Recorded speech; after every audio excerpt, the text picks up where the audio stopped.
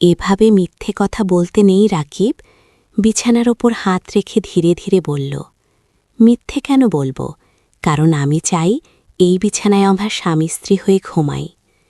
মা, আমি তোমাকে ভালোবাসি, শুধু মা হিসেবে না, আমি তোমাকে আমার স্ত্রী হিসেবে চাই। ফ্ল্যাটের জানালা দিয়ে সূর্যের আলো এসে পড়ছিল বিছানায়। সেই সোনালি আলো রাকিবের মুখটা উজ্জ্বল হয়ে উঠেছে। আমি ভাবলাম, এই আলোই কি আমাদের নতুন জীবনের ইশারা?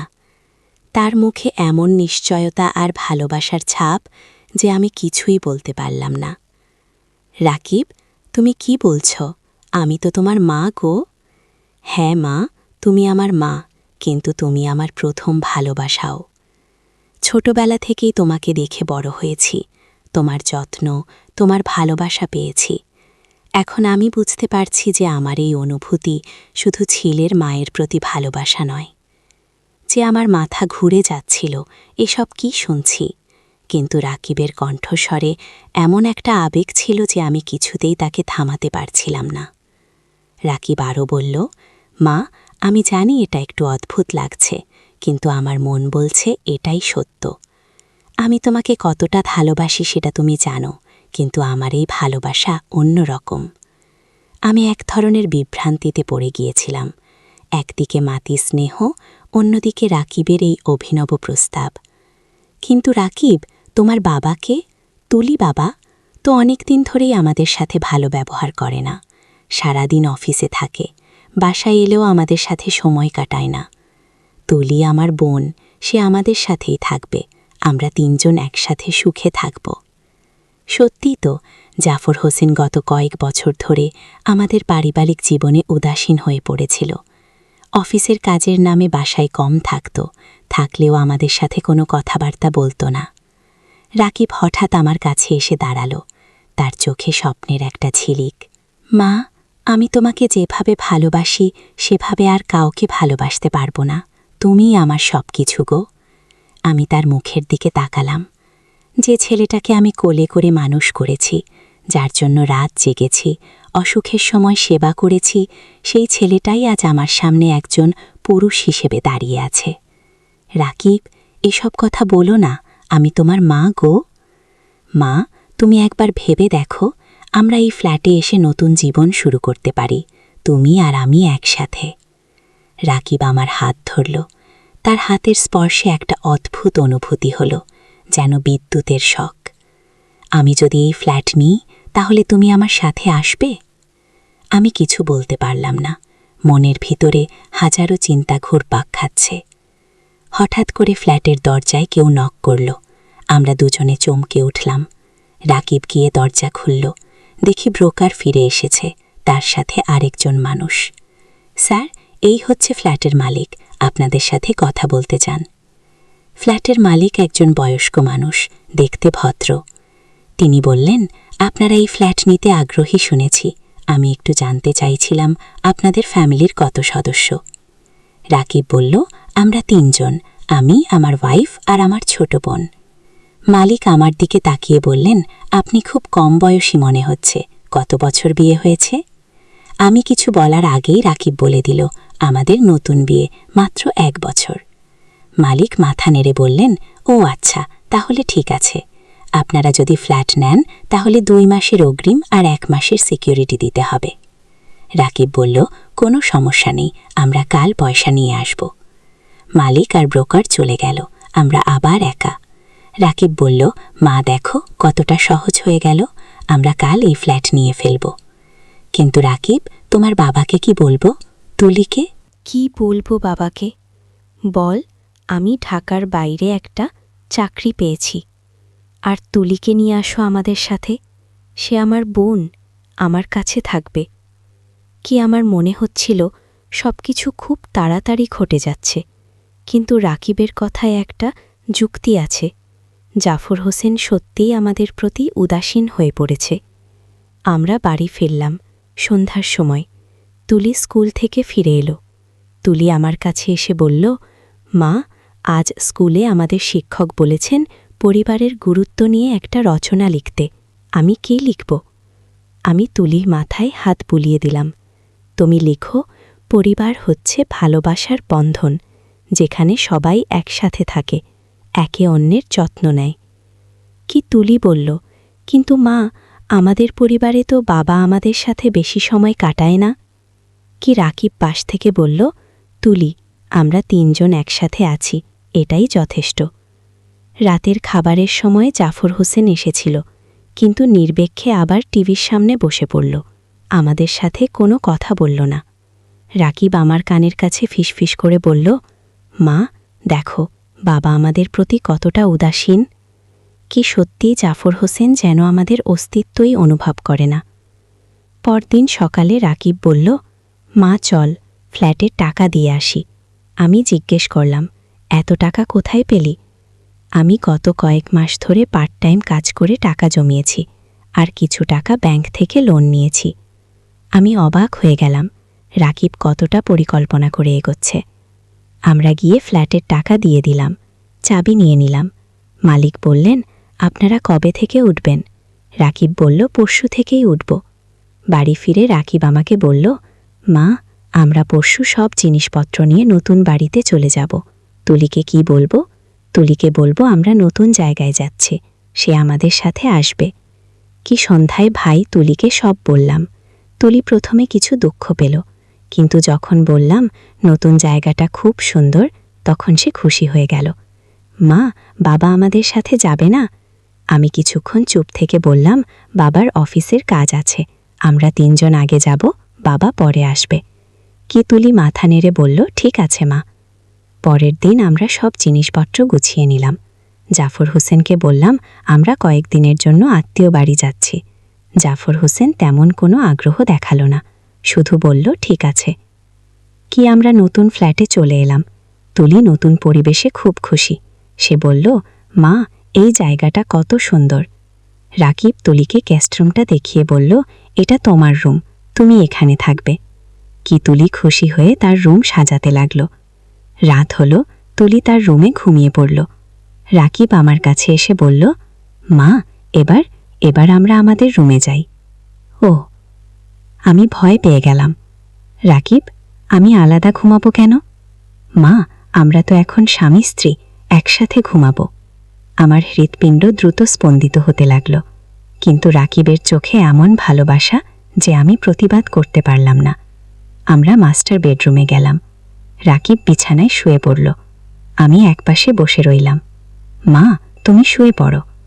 আমি অনেক দ্বিধায় বিছানায় শুয়ে পড়লাম।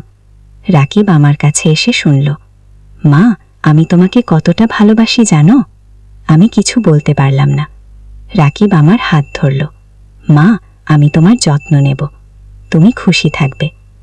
কি হঠাৎ করে ঘরের বাইরে থেকে একটা আওয়াজ এলো, মনে হলো কেউ দরজায় নক করছে। আমরা দুজনে উঠে বসলাম। রাকিব বলল, এত রাতে কে আসতে পারে? দরজার আওয়াজ আরও জোরে হলো। রাকিব উঠে দরজার কাছে গেল। কে? বাইরে থেকে একটা পরিচিত গলা এলো, আমি জাফর, দরজা খোলো। আমার প্রাণ শুকিয়ে গেল। জাফর হোসেন এখানে কি করে এলো? রাকিব, দরজা খোলো। জাফর হোসেন রাগান্বিত মুখে ভিতরে ঢুকল।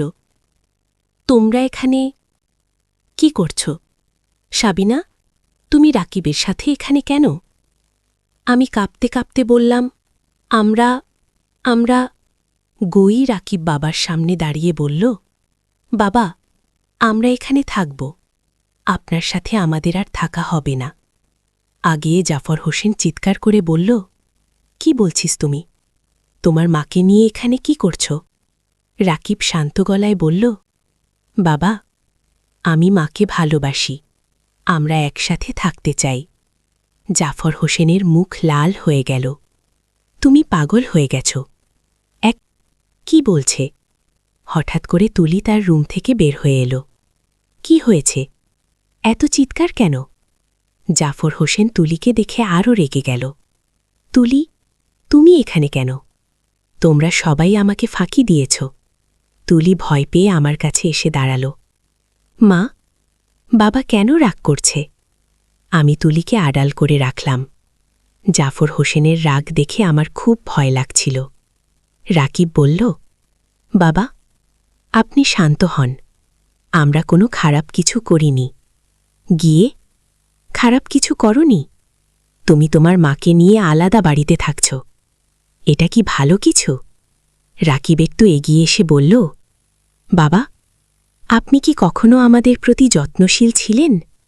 আপনি সারাদিন অফিসে থাকেন, বাসায় এলেও আমাদের সাথে কথা বলেন না। মা একা একা সব কাজ করে। আমি মায়ের যত্ন নিতে চাই। ও জাফর হোসেন কিছুক্ষণ চুপ থাকল। তারপর বলল, আমি কাজ করি তোমাদের জন্যই, তোমাদের ভালো রাখার জন্যই। কিন্তু আপনার এই কাজের মধ্যে আমাদের জন্য ভালোবাসা নেই। বাবা, আমি মাকে ভালোবাসি, তার যত্ন নিতে চাই। ও জাফর হোসেন আমার দিকে তাকালো। সাবিনা, তুমি কিছু বলো না কেন? তুমি কি এই পাগলামিতে রাজি? আমি কাপা গলায় বললাম, আমি জানি না কি করব। রাকিব আমার যত্ন নেয়, আমাকে ভালোবাসে। কি সে তোমার ছেলে? রাকিব বলল, বাবা, আমি মায়ের ছেলে, কিন্তু আমি তাকে একজন মানুষ হিসেবেও ভালোবাসি। আপনি তো তাকে সেই ভালোবাসা দিতে পারেন না। জাফর হোসেন হঠাৎ করে একটা চেয়ারে বসে পড়ল। তার মুখে ক্লান্তির ছাপ। আমি কি সত্যিই তোমাদের প্রতি উদাসীন ছিলাম? তুলি তার বাবার কাছে গিয়ে বলল, বাবা, আপনি আমাদের সাথে খেলেন না, গল্প বলেন না। মা একা একা সব করে। জাফর হোসেনের চোখে পানি চলে এলো। আমি ভেবেছিলাম কাজ করে পয়সা রোজগার করলেই যথেষ্ট, কিন্তু তোমাদের মন জিতে রাখতে পারিনি। রাকিব তার বাবার কাছে গিয়ে বসল। বাবা, এখনো দেরি হয়নি। আপনি চাইলে আমরা একসাথে থাকতে পারি, কিন্তু আপনাকে আমাদের প্রতি আরও মনোযোগী হতে হবে। জাফর হোসেন আমার দিকে তাকালো। সাবিনা, তুমি কি আমাকে ক্ষমা করতে পারবে? আমি তার কাছে গিয়ে বসলাম। তুমি যদি সত্যি এর চেষ্টা করো, তাহলে আমরা আবার একসাথে থাকতে পারি। তুলি খুশি হয়ে বলল, তাহলে আমরা সবাই একসাথে থাকব। রাকিব বলল, হ্যাঁ, আমরা সবাই একসাথে থাকব। এই নতুন বাড়িতে নতুন করে শুরু করব। জাফর হোসেন মাথা নেড়ে বলল, ঠিক আছে, আমি চেষ্টা করব তোমাদের সাথে বেশি সময় কাটাতে। পরের দিন থেকে সত্যিই সবকিছু পাল্টে গেল। জাফর হোসেন অফিস থেকে তাড়াতাড়ি ফিরে আসতে লাগল। আমাদের সাথে খাওয়া দাওয়া করতে লাগল, গল্প করতে লাগল। তুলি খুব খুশি। সে বলল, এখন আমাদের পরিবার আসল পরিবারের মতো হয়েছে। কি? রাকিবও খুব খুশি। সে বলল, মা, দেখো, আমাদের সিদ্ধান্ত কত ভালো ছিল। আমরা এখন সবাই মিলে সুখে আছি। কিন্তু রাতে যখন সবাই ঘুমিয়ে যায়, রাকিব আমার কাছে আসে। মা, আমি তোমাকে যেভাবে ভালোবাসি সেটা কিন্তু এখনও একই রকম গো। আমি তাকে বুঝিয়ে বলি, রাকিব, আমি তোমার মা, তুমি আমাকে মা হিসেবেই ভালোবাসো গো। কিন্তু মা, আমার মনের এই অনুভূতি কি করব? তুমি একটা ভালো মেয়ে খুঁজে বের করো, তার সাথে বিয়ে করো। তাহলে তোমার মন অন্য দিকে চলে যাবে কি? রাকিব মাথা নেড়ে বলল, হয়তো তুমি ঠিক বলেছ গো। কয়েক মাস পরে রাকিব সত্যি একটা মেয়ের সাথে পরিচিত হল। মেয়েটির নাম নুসরাত, খুব সুন্দর আর মিষ্টি মেয়ে। রাকিব তাকে আমাদের সাথে পরিচয় করিয়ে দিল। নুসরাত আমাকে খুব পছন্দ করল। সে বলল, আন্টি, আপনি অনেক সুন্দর। রাকিব আপনার কথা অনেক বলে গিয়ে। আমি খুশি হয়ে বললাম, তুমিও খুব সুন্দর মেয়ে। রাকিব ভাগ্যবান। ওর আর রাকিব আর নুসরাতের বিয়ে ঠিক হয়ে গেল। বিয়ের প্রস্তুতি চলতে লাগল। বিয়ের আগের দিন রাকিব আমার কাছে এসে বলল, মা, আমি কাল বিয়ে করব, কিন্তু তুমি জানো আমি তোমাকে সবচেয়ে বেশি ভালোবাসি গিয়ে। আমি তার মাথায় হাত বলিয়ে দিলাম, রাকিব, তুমি এখন নুসরাতকে ভালোবাসো, সে তোমার জীবন সঙ্গী, আর আমি তোমার মা সারা জীবনের জন্য। রাকিবের চোখে পানি এসে গেল। মা, আমি তোমাকে কখনো ভুলব না গিয়ে। তোমাকে ভুলতে হবে না, তুমি আমাকে মা হিসেবে ভালোবাসবে আর নুসরাতকে স্ত্রী হিসেবে। বিয়ের দিন খুব ধুমধামে হলো। রাকিব আর নুসরাত খুব সুন্দর লাগছিল। বিয়ের পরে তারা আমাদের সাথেই থাকল। নুসরাত খুব ভালো মেয়ে, সে আমার সাথে খুব ভালো ব্যবহার করে। 1 বছর পরে নুসরাত মা হতে যাচ্ছে, আমরা সবাই খুব খুশি। রাকিব এখন খুব দায়িত্বশীল একজন স্বামী আর বাবা হতে চলেছে। তার আগের সেই অদ্ভুত ভালোবাসার কথা আর বলে না। একদিন সে আমার কাছে এসে বলল, মা, আমি তোমাকে ধন্যবাদ দিতে চাই। কেন? তুমি আমাকে বুঝিয়েছিলে যে ভালোবাসার অনেক রকম ফের আছে। মায়ের ভালোবাসা আলাদা, স্ত্রীর ভালোবাসা আলাদা। আমি এখন সেটা বুঝতে পারি। তুমি এখন পরিণত হয়েছ, এটাই স্বাভাবিক। তুলিও এখন বড় হয়েছে, সে এখন কলেজে পড়ে, খুব মেধাবী মেয়ে। জাফর হোসেন এখন সত্যিই একজন ভালো বাবা আর স্বামী। সে আমাদের সবার সাথে সময় কাটায়। আমরা একসাথে ঘুরতে যাই, সিনেমা দেখি। এই নতুন ফ্ল্যাটে আমাদের নতুন জীবন শুরু হয়েছে। আমরা সবাই এখন সুখে আছি। কিন্তু মাঝে মাঝে আমার মনে পড়ে সেই দিনের কথা, যখন রাকিব আমাকে তার ভালোবাসার কথা বলেছিল। সেই সময়টা ছিল খুবই অদ্ভুত, কিন্তু সেই অদ্ভুততার মধ্য দিয়েই আমাদের পরিবার আরও শক্তিশালী হয়েছে। এখন নুসরাত আমার মতো একজন মা হতে চলেছে। আমি তাকে সব বিষয়ে সাহায্য করি। রাকিব খুব যত্নশীল একজন স্বামী। আমি বুঝতে পারি যে জীবনের প্রতিটি পরিস্থিতি একটা শিক্ষা নিয়ে আসে। রাকিবের সেই অদ্ভুত প্রস্তাব আমাদের পরিবারকে ভাঙার বদলে আরও শক্তিশালী করেছে। এখন আমরা সবাই জানি যে ভালোবাসা অনেক রকম হতে পারে, কিন্তু প্রতিটি সম্পর্কের নিজস্ব সীমা আছে। সেই সীমা রক্ষা করেই আমরা সুখী পরিবার করতে পারি। আমার মনে হয় আমাদের এই গল্প অনেকের জন্য একটা শিক্ষা হতে পারে। পরিবারে যদি ভালোবাসা আর যত্নের অভাব থাকে, তাহলে অনেক সময় অদ্ভুত পরিস্থিতি সৃষ্টি হতে পারে। কিন্তু সেই পরিস্থিতি সামলে নিয়ে যদি আমরা আরও ভালো পরিবার করতে পারি, তাহলে সেটাই হয় আসল সাফল্য। আজ যখন আমি এই গল্প বলছি, আমার নাতি আমার কোলে খেলছে। রাকিব আর নুসরাতের ছেলে দেখতে হুবহু তার বাবার মতো। রাকিব আর ছেলেকে অনেক ভালোবাসে, কিন্তু সেটা একজন বাবার ভালোবাসা, পরিণত ভালোবাসা। আমি আমার নাতিকে দেখে ভাবি, সে বড় হয়ে কেমন হবে?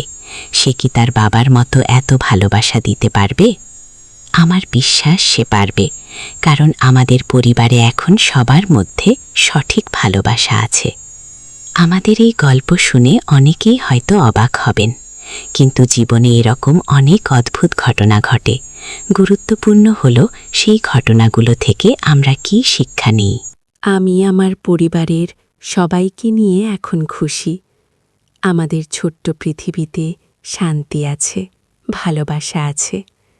এই ফ্ল্যাটে আমাদের নতুন জীবন শুরু হয়েছিল একটা রহস্যময় পরিস্থিতি দিয়ে, কিন্তু শেষ পর্যন্ত সেই রহস্য আমাদের কাছে একটা সুন্দর বাস্তবতা হয়ে ধরা দিয়েছে। আল্লাহর রহমত ও মানুষের ধৈর্যের গল্প। প্রথম অধ্যায়, পরীক্ষার শুরু। অনেক দিন আগের কথা। এক ছোট্ট শহরে একটি পরিবার বাস করত। পিতা ছিলেন একজন সৎ ব্যবসায়ী, মা ছিলেন অত্যন্ত ধার্মিক, আর তাদের 2 সন্তান, একটি ছেলে ও একটি মেয়ে। এই পরিবারটি তাদের ধর্মীয় দায়িত্ব যথাযথভাবে পালন করত এবং সবসময় মানুষের উপকার করার চেষ্টা করত। পিতা প্রতিদিন সকালে ফজরের নামাজ পড়ে দোকানে যেতেন। তার দোকানে কাপড়ের ব্যবসা ছিল, কিন্তু তিনি কখনো মিথ্যা কথা বলতেন না। কম দামে ভালো কাপড় দিতেন এবং গরিব মানুষদের বাকিতেও কাপড় দিতেন। মা সংসারের কাজ করতেন এবং পাড়ার অন্যান্য মহিলাদের ইসলামী শিক্ষা দিতেন। একদিন আল্লাহ তাআলা এই পরিবারকে পরীক্ষা করার সিদ্ধান্ত নিলেন। পিতার ব্যবসায় হঠাৎ করে লোকসান হতে শুরু করল। একে একে তার পুরানো গ্রাহকরা অন্য দোকান থেকে কিনতে শুরু করল। কিছু মানুষ তার কাছ থেকে বাকিতে কাপড় নিয়ে টাকা দিল না। প্রথমে পরিবারের সবাই ভেবেছিল এটা সাময়িক সমস্যা, কিন্তু দিন যেতে থাকল আর অবস্থা খারাপ হতে থাকল। তবুও পিতা তার সততা ও ঈমান হারালেন না। তিনি বললেন, আল্লাহ আমাদের পরীক্ষা নিচ্ছেন, আমরা ধৈর্য ধরব এবং তার উপর ভরসা রাখব। মা পরিবারের খরচ কমিয়ে দিলেন। তারা আগের মতো ভালো খাবার খেতে পারতেন না, কিন্তু তবুও প্রতিদিন নামাজ পড়তেন এবং কোরআন তেলাওয়াত করতেন। সন্তানরাও বুঝতে পারো যে তাদের পরিবারের কঠিন সময় চলছে, কিন্তু তারা কখনো অভিযোগ করল না। দ্বিতীয় অধ্যায়, আরও বড় পরীক্ষা। কয়েক মাস পর পরিবারের আর্থিক অবস্থা আরও খারাপ হয়ে গেল। পিতাকে তার দোকান বন্ধ করে দিতে হলো। তিনি কাজের খোঁজে বিভিন্ন জায়গায় গেলেন, কিন্তু কোথাও ভালো কাজ পেলেন না। যেটুকু কাজ পেতেন তার মজুরি খুবই কম ছিল। এদিকে মায়ের শরীর খারাপ হতে শুরু করল। প্রথমে সামান্য অসুস্থতা মনে হলেও পরে বোঝা গেল এটা একটা গুরুতর রোগ। ডাক্তার বললেন, চিকিৎসার জন্য অনেক টাকার প্রয়োজন হবে, কিন্তু পরিবারের কাছে সেই টাকা ছিল না। পিতা খুব চিন্তিত হয়ে পড়লেন। একদিকে স্ত্রীর চিকিৎসার জন্য টাকা দরকার, অন্যদিকে দৈনন্দিন খরচ চালানো কঠিন হয়ে পড়েছে। তিনি কয়েকজন আত্মীয় ও পরিচিতদের কাছে সাহায্যের জন্য গেলেন, কিন্তু সবাই একটা না একটা অজুহাত দেখিয়ে সাহায্য করতে অস্বীকার করল। একদিন রাতে পিতা দীর্ঘ সময় ধরে দোয়া করলেন। তিনি আল্লাহর কাছে কান্নাকাটি করে বললেন, হে আল্লাহ, আমি জানি আপনি আমার প্রতিটি অবস্থা সম্পর্কে অবগত। আমি আপনার উপর পূর্ণ ভরসা রাখছি। আপনি আমার স্ত্রীকে সুস্থ করে দিন এবং আমাদের এই কঠিন সময় থেকে উদ্ধার করুন। মা যদিও অসুস্থ ছিলেন, তবুও তিনি পরিবারের সবার মনোবল বাড়িয়ে রাখার চেষ্টা করতেন। তিনি বলতেন, আল্লাহ আমাদের যে পরিমাণ কষ্ট দিচ্ছেন তার চেয়ে বেশি শক্তিও দিয়েছেন সেই কষ্ট সহ্য করার জন্য। আমরা হতাশ হব না আগে।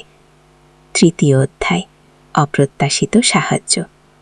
একদিন পিতা কাজের সন্ধানে শহরের অন্য প্রান্তে গিয়েছিলেন। ফেরার পথে তিনি দেখলেন একজন বৃদ্ধ লোক রাস্তার পাশে পড়ে আছেন এবং তার খুব কষ্ট হচ্ছে। পিতা তার নিজের সমস্যার কথা ভুলে গিয়ে বৃদ্ধকে সাহায্য করার জন্য এগিয়ে গেলেন। বৃদ্ধ লোকটি খুবই অসুস্থ ছিলেন। পিতা তাকে হাসপাতালে নিয়ে গেলেন এবং নিজের পকেটের শেষ টাকা দিয়ে তার প্রাথমিক চিকিৎসার ব্যবস্থা করলেন। বৃদ্ধ লোকটি সুস্থ হয়ে উঠলে তিনি পিতাকে ধন্যবাদ জানালেন এবং তার ঠিকানা নিয়ে বললেন যে তিনি পিতার এই উপকারের কথা কখনো ভুলবেন না। কয়েকদিন পর বৃদ্ধ লোকটি পিতার বাড়িতে এলেন। তিনি জানালেন যে তিনি একটি বড় কোম্পানির মালিক এবং তিনি পিতাকে একটি ভালো চাকরি দিতে চান।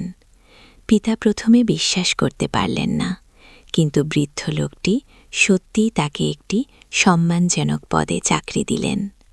নতুন চাকরি পাওয়ার পর পিতার আয় আগের চেয়ে অনেক বেশি হয়ে গেল। তিনি তার স্ত্রীর চিকিৎসার ব্যবস্থা করতে পারলেন। ধীরে ধীরে মা সুস্থ হয়ে উঠতে শুরু করলেন। পরিবারের সবাই আল্লাহর শুকরিয়া আদায় করল। তারা বুঝতে পারল যে আল্লাহ তাদের পরীক্ষা নিয়েছিলেন এবং তাদের ধৈর্য ও বিশ্বাসের পুরস্কার দিয়েছেন। চতুর্থ অধ্যায়, জীবনের নতুন শিক্ষা।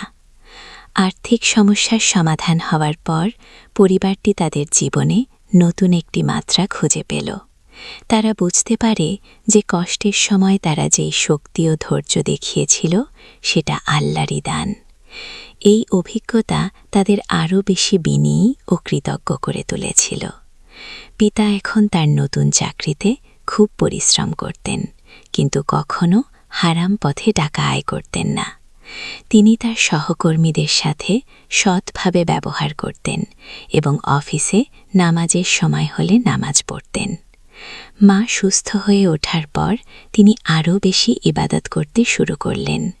তিনি পাড়ার দরিদ্র মহিলাদের সাহায্য করতেন এবং তাদের ইসলামী শিক্ষা দিতেন। তিনি প্রায়ই বলতেন, অসুখের সময় আমি আল্লাহর কত কাছে পৌঁছেছিলাম।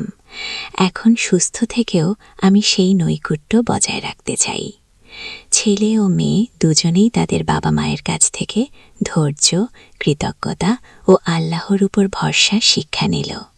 তারা লেখাপড়ায় মন দিল এবং সবসময় সৎ থাকার চেষ্টা করল। পরিবারটি এখন নিয়মিত গরিব মানুষদের সাহায্য করত। তারা মনে করত যে আল্লাহ তাদের যেই সম্পদ দিয়েছেন তার একটা অংশ দরিদ্রদের হক। পঞ্চম অধ্যায়, সমাজের পরিবর্তন। পিতার চাকরিতে পারফরমেন্স খুবই ভালো ছিল। কয়েক বছরের মধ্যে তিনি পদোন্নতি পেলেন এবং আরও বেশি দায়িত্ব পেলেন। কিন্তু তিনি কখনো অহংকার করলেন না। তিনি মনে রাখতেন যে এই সব কিছু আল্লাহরই দান। একদিন অফিসে একটি বিশেষ পরিস্থিতি দেখা দিল। কোম্পানিতে একটি বড় প্রজেক্টে কিছু অনিয়ম হচ্ছিল। অনেক কর্মচারী সেই অনিয়মে জড়িত ছিল এবং অতিরিক্ত টাকা আয় করছিল। পিতাকেও সেই অনিয়মে যোগ দিতে বলা হলো। পিতা দ্বিধাভাবে অনিয়মে যোগ দিতে অস্বীকার করলেন। তিনি বললেন, আমি হারাম টাকা স্পর্শ করব না, যদিও তার জন্য আমার চাকরি চলে যায়। অন্যান্য কর্মচারীরা তাকে বোকা বলল এবং বলল যে তিনি একটি সুযোগ হাতছাড়া করছেন। কিন্তু আল্লাহ পিতার এই সততার পুরস্কার দিলেন। কয়েক মাস পর কোম্পানির মালিক ঠিকই অনিয়মের বিষয়ে জানতে পারলেন। যারা অনিয়মে জড়িত ছিল তাদের সবাইকে চাকরি থেকে বরখাস্ত করা হলো। কিন্তু পিতা যেহেতু সৎ ছিলেন, তাকে আরও বেশি দায়িত্ব দেয়া হলো এবং তার বেতনও বাড়ানো হলো। এই ঘটনার পর অফিসের অন্যান্য সৎ কর্মচারীরা পিতাকে সম্মান করতে শুরু করল। তিনি তাদের কাছে একজন আদর্শ হয়ে উঠলেন। পিতা তাদের বুঝিয়ে বলতেন যে সততা কখনো লোকসানের কারণ নয়, বরং এটা দীর্ঘমেয়াদে সবসময় লাভজনক। ষষ্ঠ অধ্যায়, পরবর্তী প্রজন্মের শিক্ষা। ছেলে এবং মেয়ে এখন বড় হয়ে উঠেছে। তারা দুজনেই লেখাপড়ায় ভালো ছিল এবং তাদের চরিত্র অত্যন্ত সুন্দর ছিল। স্কুল কলেজে তারা তাদের সত্তা ও ভদ্রতার জন্য পরিচিত ছিল। ছেলেটি একদিন তার বন্ধুদের সাথে একটি কঠিন পরিস্থিতির সম্মুখীন হল। পরীক্ষার সময় তার বন্ধুরা তাকে নকল করতে বলল। তারা বলল যে সবাই নকল করছে, তাই তিনিও করতে পারেন। কিন্তু ছেলেটি তার বাবার শিক্ষা মনে রাখল। তিনি দ্বিধাভাবে নকল করতে অস্বীকার করলেন। তিনি বললেন, আমি আল্লাহকে ভয় করি। নকল করা মানে মিথ্যার আশ্রয় নেওয়া, আর এটা হারাম। পরীক্ষার ফলাফল প্রকাশিত হলে দেখা গেল যে যারা নকল করেছিল তাদের সবাইকে অসতার জন্য শাস্তি দেওয়া হয়েছে। কিন্তু ছেলেটি সৎভাবে পরীক্ষা দিয়ে ভালো ফলাফল করেছিল। মেয়েটিও একইভাবে তার কলেজ জীবনে বিভিন্ন পরিস্থিতিতে সততার পথ বেছে নিত। যখন তার সহপাঠীরা অনৈতিক কাজে জড়িত হতে চাইত, তখন সে সবসময় তাদের বুঝিয়ে ইসলামের সঠিক পথে আনার চেষ্টা করত। এভাবে নতুন প্রজন্মের মধ্যেও ইসলামের সুন্দর শিক্ষা ছড়িয়ে যেতে থাকল। সপ্তম অধ্যায়, সমাজে অবদান। কয়েক বছর পর পিতার আর্থিক অবস্থা অনেক ভালো হয়ে গেল। তিনি তখন সিদ্ধান্ত নিলেন যে তিনি সমাজের জন্য কিছু করবেন। তিনি তার এলাকায় গরিব ছেলেমেয়েদের জন্য একটি ছোট স্কুল প্রতিষ্ঠা করলেন। এই স্কুলে শুধু সাধারণ শিক্ষাই দেওয়া হতো না, ইসলামিক শিক্ষাও দেওয়া হতো। দরিদ্র পরিবারের সন্তানরা এখানে বিনামূল্যে লেখাপড়া করতে পারত।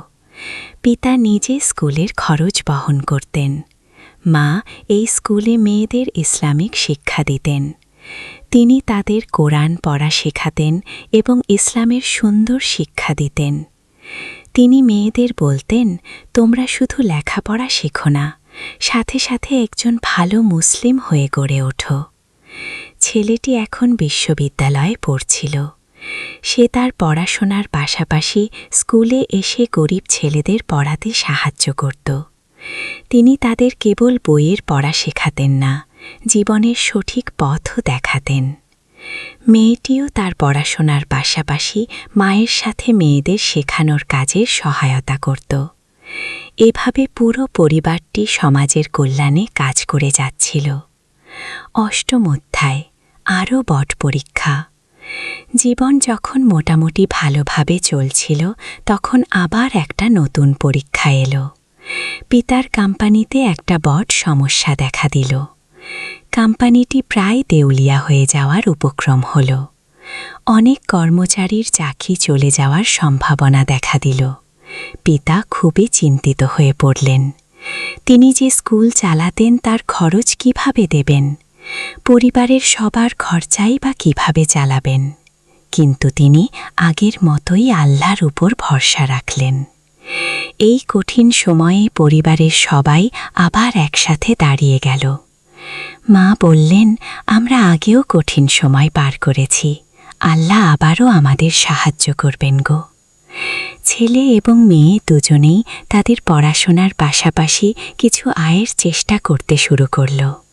তারা টিউশনি করতে শুরু করল এবং যতটুকু সম্ভব পরিবারের খরচে সহায়তা করতে চেষ্টা করল।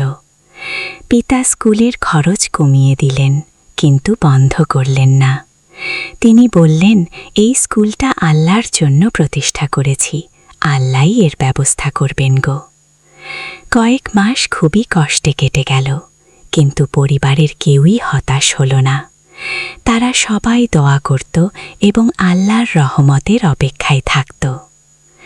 নবম অধ্যায়, অপ্রত্যাশিত সমাধান। একদিন পিতার কাছে একটি ফোন এলো।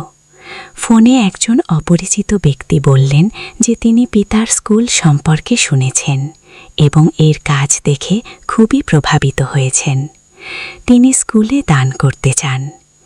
পিতা প্রথমে বিশ্বাস করতে পারলেন না, কিন্তু পরে দেখা হওয়ার পর জানা গেল যে ভদ্রলোক একজন ধনী ব্যবসায়ী এবং তিনি সত্যিই স্কুলের জন্য একটি বড় অনুদান দিতে চান। এই অনুদানের ফলে স্কুল আরও ভালোভাবে চালানো যেতে শুরু করল। আরও বেশি গরিব ছেলে মেয়ে এখানে লেখাপড়ার সুযোগ পেল।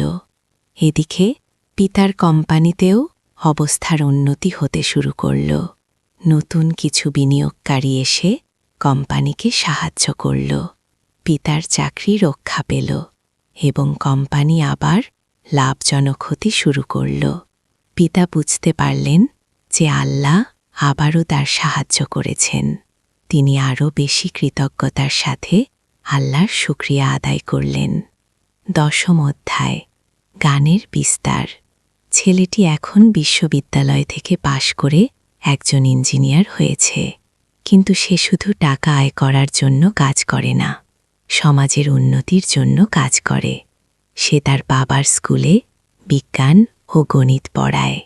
মেয়েটি ডাক্তার হয়েছে। সে একটি হাসপাতালে কাজ করে, কিন্তু সপ্তাহে কয়েকদিন গরিব মানুষদের বিনামূল্যে চিকিৎসা দেয়।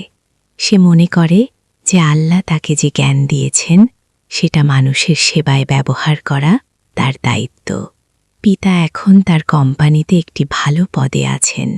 তিনি তার অধীনস্থ কর্মচারীদের সাথে খুবই ভালো ব্যবহার করেন এবং তাদের ইসলামের সুন্দর শিক্ষা দেন।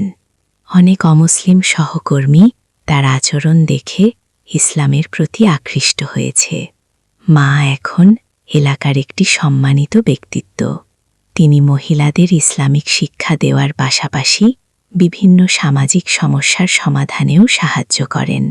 তার কাছে অনেক মানুষ পরামর্শের জন্য আসে। একাদশ অধ্যায়, সমাজের আরও বিস্তৃত প্রভাব। পিতার প্রতিষ্ঠিত স্কুলটি এখন এলাকার একটি পরিচিত শিক্ষা প্রতিষ্ঠান হয়ে উঠেছে।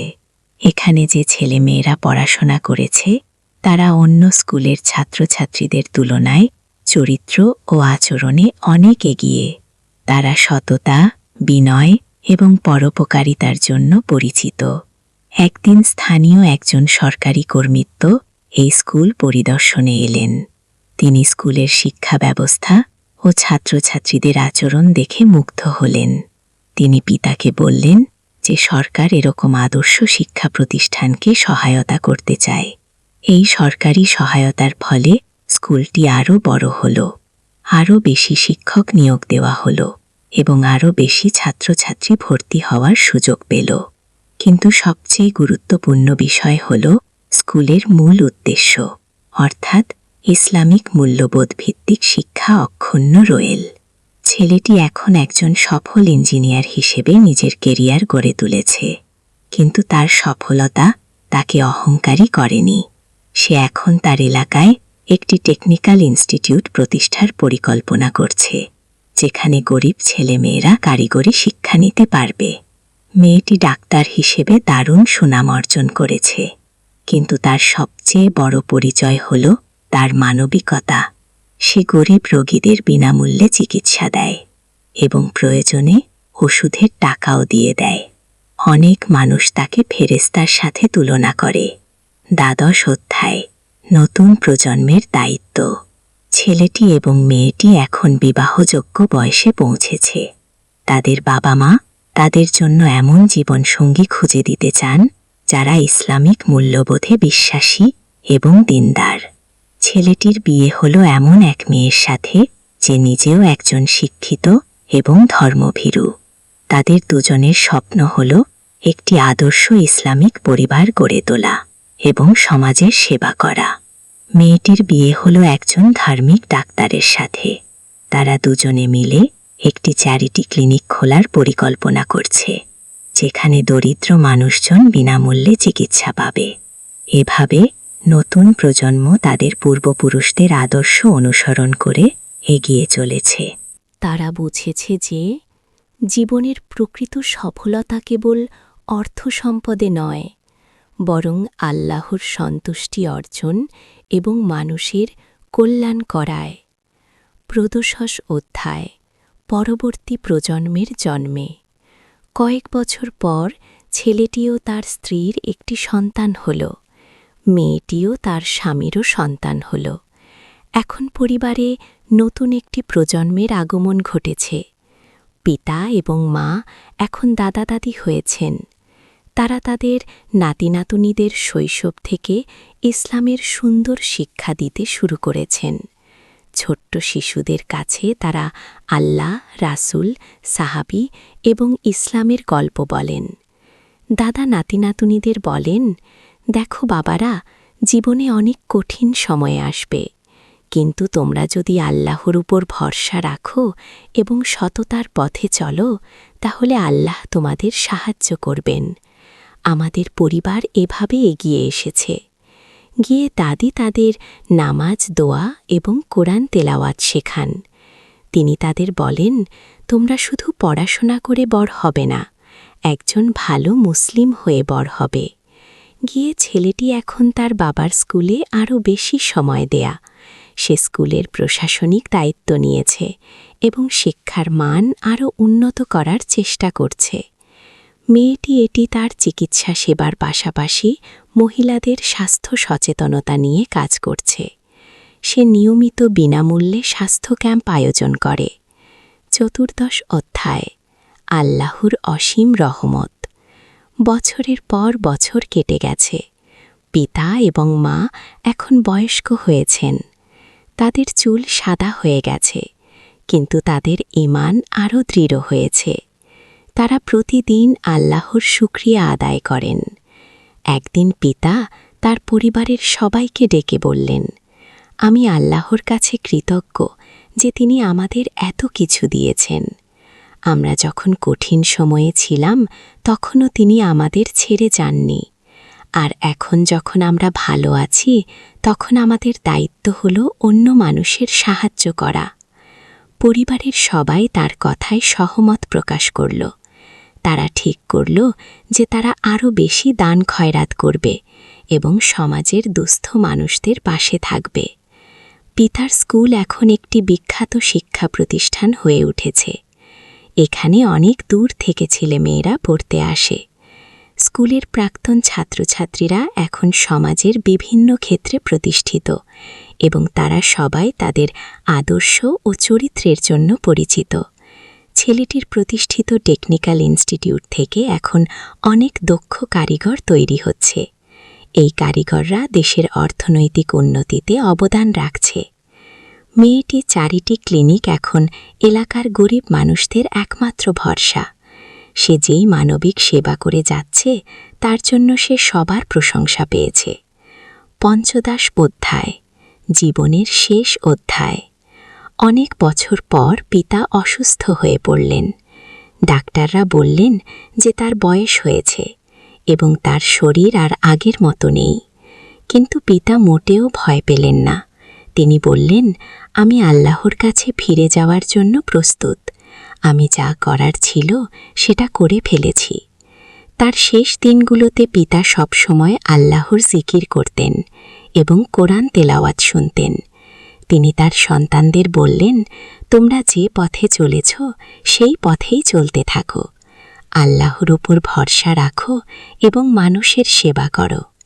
পিতা শান্তিতে ইন্তেকাল করলেন। তার জানাজায় হাজার হাজার মানুষ অংশগ্রহণ করল।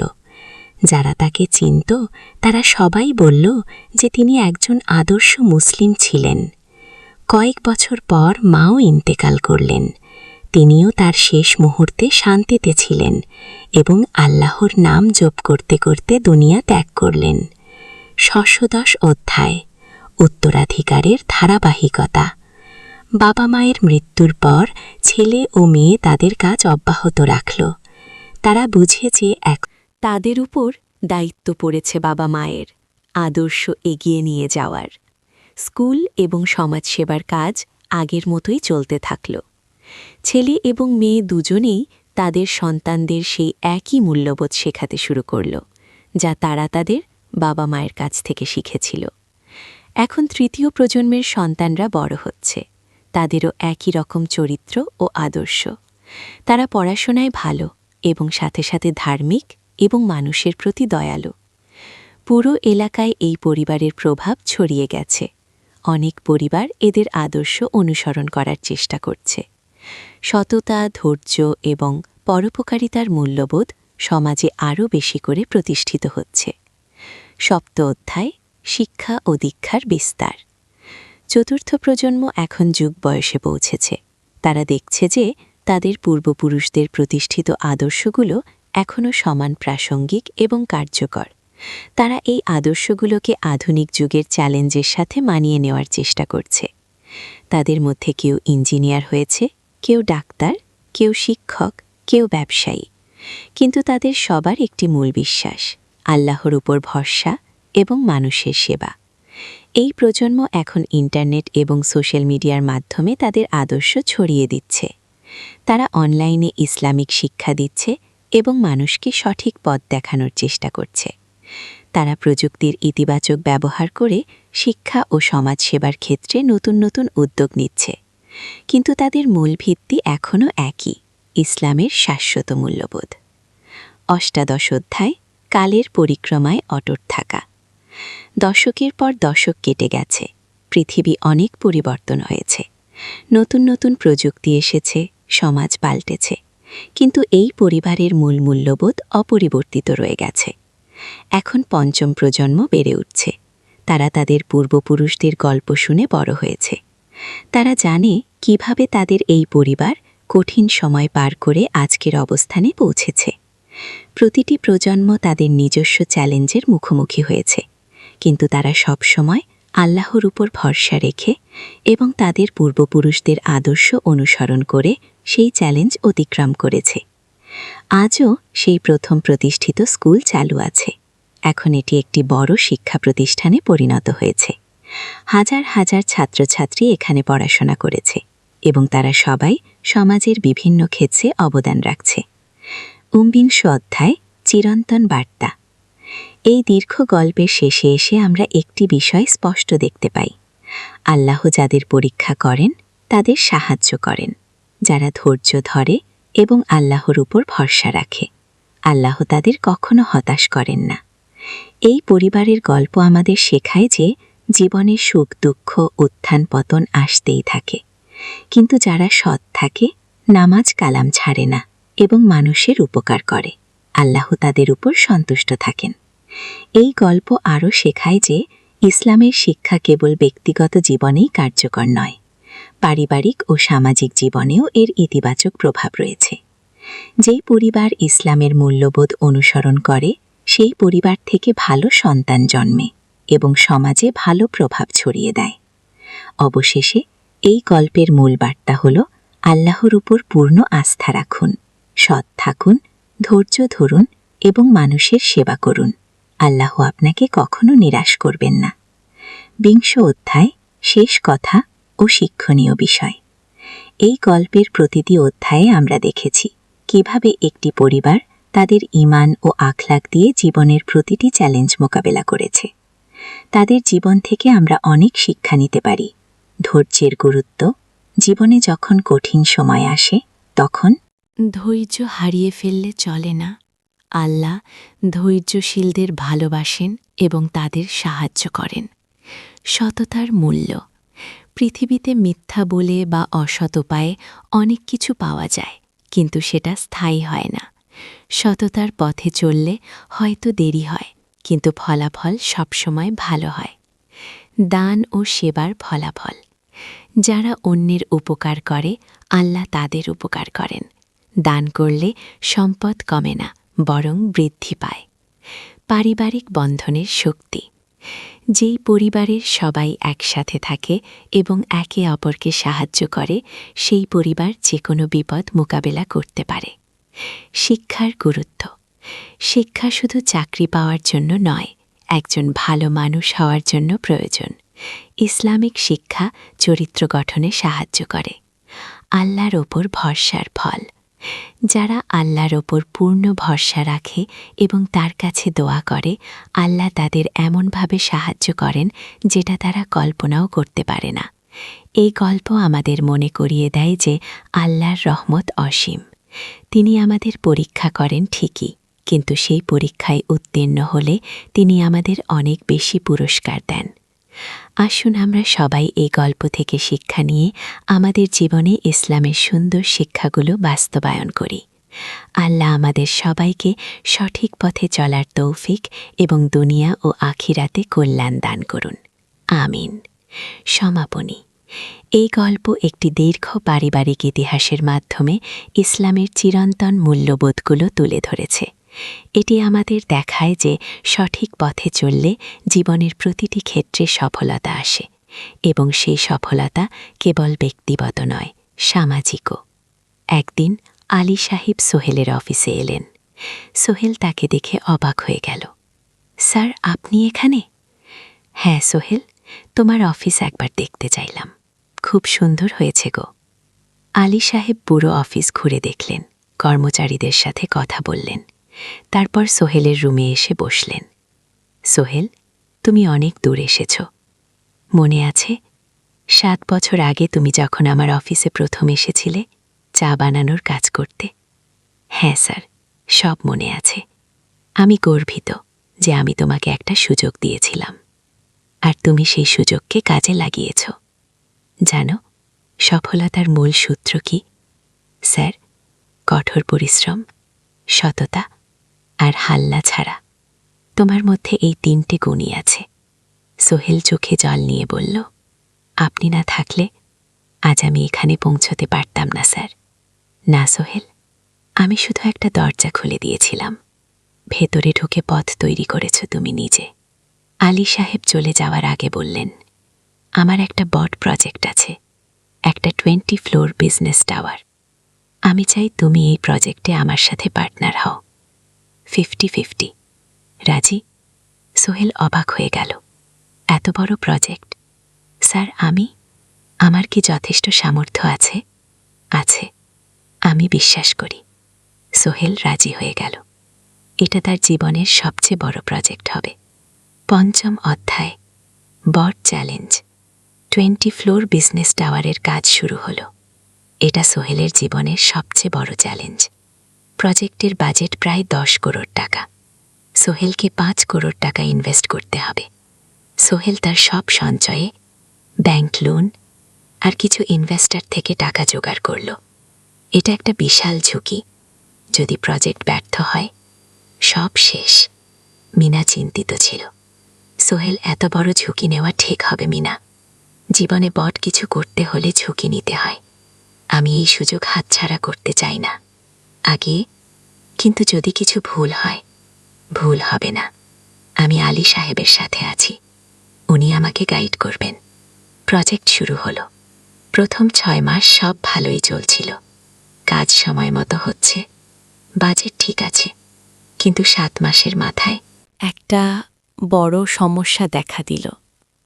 একজন প্রধান ইনভেস্টর হঠাৎ তার টাকা ফেরত চাইলেন। তিনি অন্য একটা জরুরি কাজে টাকা লাগবে বলে জানালেন।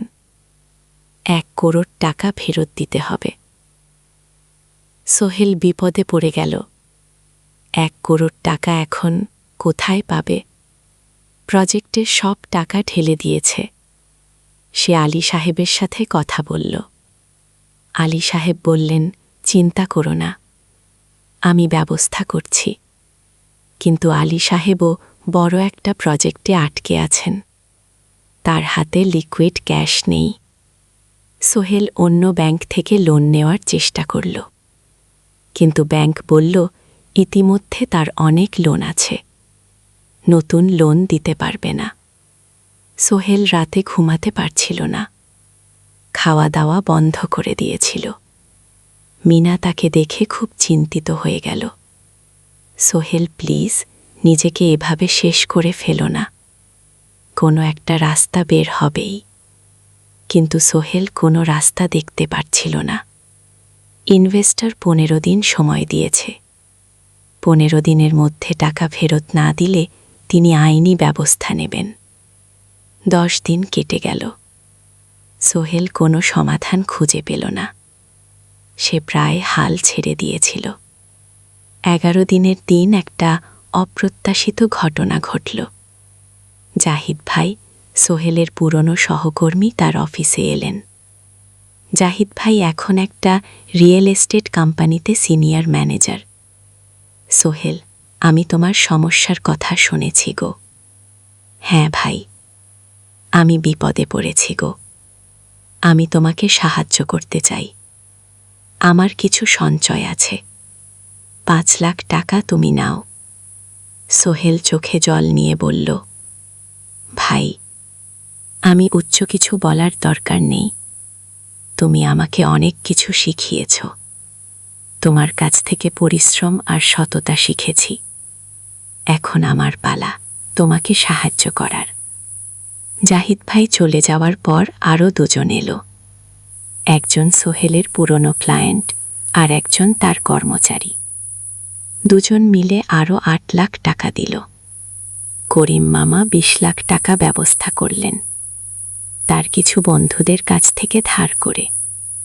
মিনা তার সব গয়না বিক্রি করে 10 লাখ টাকা দিল। সবাই মিলে প্রায় 45 লাখ টাকা জোগাড় হল।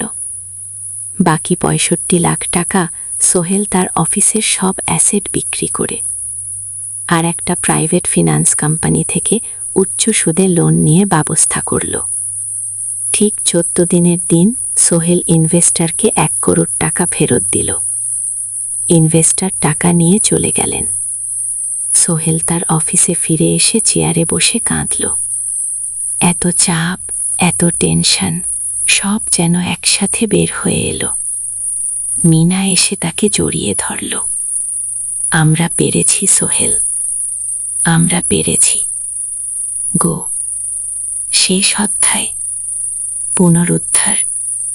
এই ঘটনার পর সোহেল আরও সাবধান হয়ে গেল। সে বুঝল ব্যবসায় শুধু সাহস নাই, বুদ্ধিও লাগে। ঝুঁকি নিতে হয়, কিন্তু হিসাব করে। প্রজেক্ট চলতে থাকল। এবার সোহেল আরও সতর্কতার সাথে সবকিছু পরিচালনা করল। প্রতিটা খরচ হিসাব করল, প্রতিটা সিদ্ধান্ত ভেবে চিনতে নিল। আরও 1 বছর পর 20 ফ্লোর বিজনেস টাওয়ার সম্পন্ন হল। চমৎকার বিল্ডিং, শহরের অন্যতম সুন্দর ভবন। বিল্ডিংয়ের উদ্বোধন অনুষ্ঠানে শহরের মেয়র এলেন। অনেক ব্যবসায়ী, সাংবাদিক এলো। সোহেলের নাম পত্রিকায় ছাপা হল। স্বপ্নের শহরে এক তরুণ উদ্যোক্তার সফলতার গল্প। প্রজেক্ট থেকে সোহেলের লাভ হল প্রায় 2 কোটি টাকা। এই টাকা দিয়ে সে সব লিঙ্কান শোধ করল। জাহিদ ভাইয়ের টাকা ফেরত দিল। করিম মামার লেন শোধ করল। যারা সাহায্য করেছিল সবাইকে টাকা ফেরত দিল। মিনার জন্য নতুন গয়না কিনা, আরও সুন্দর। তার মাকে গ্রামে একটা নতুন পাকা বাড়ি বানিয়ে দিল। মা কাঁদতে কাঁদতে বললেন, তোর বাবা বেঁচে থাকলে কত খুশি হতো। তুই আমার সব স্বপ্ন পূরণ করেছিস। সোহেল নিজেদের জন্য একটা ফ্ল্যাট কিনা, 4 রুমের ফ্ল্যাট, সমুদ্রের কাছে।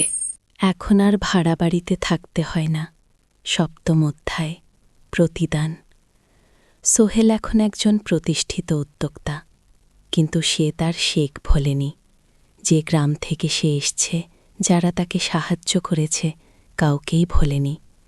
সে তার গ্রামে একটা স্কুল বানিয়ে দিল, সোহেল ফাউন্ডেশন স্কুল। গরিব ছেলেমেয়েরা ফ্রিতে পড়তে পারবে।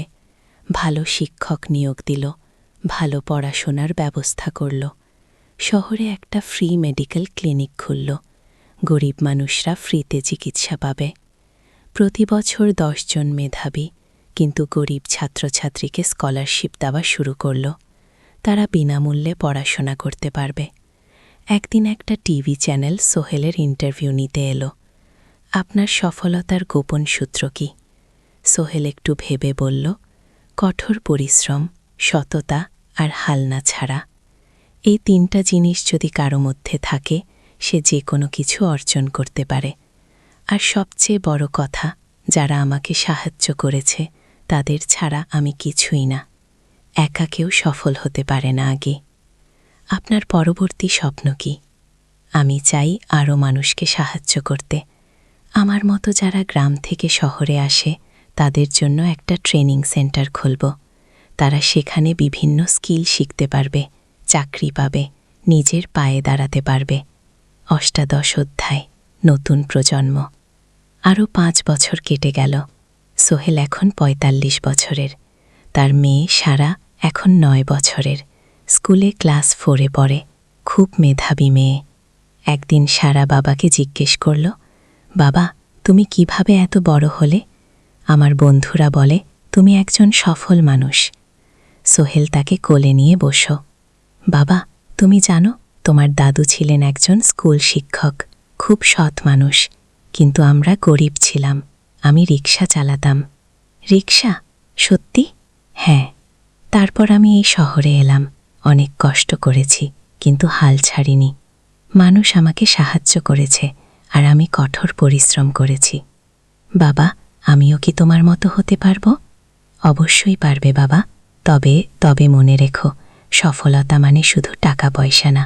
সফলতা মানে ভালো মানুষ হওয়া, অন্যদের সাহায্য করা, সৎ থাকা। সারা মাথা নাড়ল, আমি ভালো মানুষ হব বাবা। সোহেল তার মেয়েকে জড়িয়ে ধরল। মনে মনে ভাবল, তার জীবনের সব কষ্ট সার্থক হয়েছে। মিনা রান্নাঘর থেকে ডাকল, খাবার তৈরি, এসো। সোহেল সারাকে নিয়ে ডাইনিং টেবিলে গেল। ঋতু এসেছে, সে এখন বিয়ে করেছে, তার একটা ছেলে হয়েছে।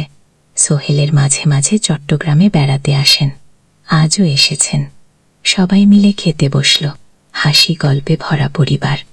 সোহেল তাকালো তার মায়ের দিকে, মিনার দিকে, সারার দিকে, ঋতুর দিকে। মনে হলো, জীবনে আর কি চাই। খাওয়া শেষে সবাই বসে রইল, গল্প করছিল। হঠাৎ সোহেলের ফোন বাজেল। অফিস থেকে একটা জরুরি বিষয়। সোহেল ফোন রেখে দিয়ে মিনাকে বলল, একটা নতুন প্রজেক্টের প্রস্তাব এসেছে, একটা এতিমখানা বানানোর কাজ, সরকারি প্রজেক্ট। তুমি নেবে? অবশ্যই, এটা আমার স্বপ্নের প্রজেক্ট। যেসব বাচ্চাদের বাবা মা নেই তাদের জন্য একটা সুন্দর জায়গা। মিনা হাসল, তুমি কখনো বদলাও না, এখনো অন্যদের কথা ভাবো। এটাই জীবন মিনা, শুধু নিজের জন্য বাঁচলে কি হবে? 19 অধ্যায়, উত্তরাধিকার। 10 বছর আরও কেটে গেল। সোহেল এখন 55 বছরের। তার চুলে পাক ধরেছে, কিন্তু শক্তি এখনো আগের মতোই। সারা এখন 19 বছরের। সে বিশ্ববিদ্যালয়ে ইঞ্জিনিয়ারিং পড়ছে। সে চায় বাবার মতো কনস্ট্রাকশন ইন্ডাস্ট্রিতে কাজ করতে। একদিন সারা বাবাকে বলল, বাবা, আমি তোমার কোম্পানিতে কাজ করতে চাই। এখনো তো তোর পড়াশোনা বাকি, জানি, কিন্তু আমি এখন থেকেই শিখতে চাই। ছুটির দিনে তোমার সাথে সাইটে যেতে চাই, দেখতে চাই কিভাবে কাজ হয়। সোহেল খুশি হয়ে গেল। তার মেয়ে তার পথ অনুসরণ করতে চায়। ঠিক আছে, কিন্তু শর্ত হল, তোকে সবকিছু নিজ থেকে শিখতে হবে, কোনো স্পেশাল ট্রিটমেন্ট পাবি না। আগে আমি তো তাই চাই বাবা গো। সারা তার বাবার সাথে কাজ শিখতে শুরু করল। সে দেখল কিভাবে শ্রমিকরা কাজ করে, কিভাবে মেটেরিয়াল বাছাই করতে হয়, কিভাবে একটা প্রজেক্ট ম্যানেজ করতে হয়। সোহেল তাকে কোনো সহজ পথ দিল না। সারাকেও সবার মতো কষ্ট করতে হল। সাইটে রোদে দাঁড়িয়ে থাকতে হল, শ্রমিকদের সাথে কথা বলতে হল, কিন্তু সারা হাল ছাড়ল না। সে তার বাবার মেয়ে, পরিশ্রম করতে জানে। ৩ বছর পর সারা গ্র্যাজুয়েট হল। সেই সোহেলের কোম্পানিতে জুনিয়র প্রজেক্ট ম্যানেজার হিসেবে যোগ দিল। সোহেল ধীরে ধীরে সারাকে বড় দায়িত্ব দিতে শুরু করল। সারা তার বাবার মতোই সৎ, পরিশ্রমী, বিমর্ষী। অধ্যায় সমাপ্তি নয়, নতুন শুরু। আরও ৫ বছর পর সোহেল এখন ৬০ বছরের। সে সিদ্ধান্ত নিল, এবার অবসর নেওয়ার সময় এসেছে। কোম্পানির দায়িত্ব সারাকে দেবে। একটা অনুষ্ঠান করা হল। সোহেল আনুষ্ঠানিকভাবে কোম্পানির চেয়ারম্যান পদ থেকে অবসর নিল। সারা হল নতুন ম্যানেজিং ডিরেক্টর। সোহেল তার বক্তব্যে বলল, আমি যখন এই শহরে এসেছিলাম, আমার পকেটে ছিল মাত্র ৫,০০০ টাকা, একটা ছোট্ট ব্যাগ আর অনেক স্বপ্ন। আজ ৪০ বছর পর আমি পেছনে ফিরে তাকাই, দেখি একটা দীর্ঘ পথ। সেই পথে অনেক কষ্ট ছিল, অনেক বাধা ছিল, কিন্তু ছিল অনেক ভালোবাসাও, অনেক মানুষের সাহায্য। আমি বিশ্বাস করি সফলতা একা আসে না, এটা আসে অনেক মানুষের সমর্থন, ভালোবাসা আর বিশ্বাস নিয়ে। আমি যা কিছু অর্জন করেছি তা আমার একা না, এটা আমার পরিবারের, আমার কর্মচারীদের, আমার বন্ধুদের, সবারও। আজ আমি আমার মেয়ে সারার হাতেই দায়িত্ব তুলে দিচ্ছি। আমি জানি সে আমার চেয়ে ভালো করবে, কারণ সে শিখেছে আমার ভুল থেকে, আমার অভিজ্ঞতা থেকে গিয়ে। অনুষ্ঠান শেষ হল, সবাই চলে গেল। সোহেল আর মিনা অফিসে একা দাঁড়িয়ে রইল। মিনা, মনে আছে আমরা প্রথম কখন দেখা হয়েছিলাম? হ্যাঁ, তোমার সেই ছোট্ট মুদি দোকানে। তুমি বিস্কুট কিনতে এসেছিলে। কি, কে ভেবেছিল? সেই দিন থেকে আমাদের এই পদ্ম, স্বপ্নের শহর। প্রথম অধ্যায়, যাত্রা শুরু। সকাল ৭টা বেজে গেছে। ঢাকার কমলাপুর রেল স্টেশনে মানুষের ভিড়। চারদিকে চা বিস্কুট বিক্রেতাদের চিৎকার, ট্রেনের হর্ন আর যাত্রীদের কোলাহল। এই বিশাল ভিড়ের মধ্যে একটা ছোট্ট ব্যাগ হাতে দাঁড়িয়ে আছে সোহেল। বয়স মাত্র ২২, গায়ের রং শ্যামলা, চোখে স্বপ্নের ঝিলিক। ভাইজান, চট্টগ্রামের টিকিট আছে? সোহেল টিকিট কাউন্টারের সামনে দাঁড়িয়ে জিজ্ঞেস করল। আছে, ৩০ টাকা, কাউন্টারের লোকটা উত্তর দিল। সোহেল তার পকেট থেকে টাকা বের করল, মোট ৫,০০০ টাকা। এই টাকা সে জমিয়েছে গত ৩ বছরে, রিক্সা চালিয়ে। তার স্বপ্ন ছিল চট্টগ্রাম গিয়ে একটা ভালো চাকরি পাওয়া।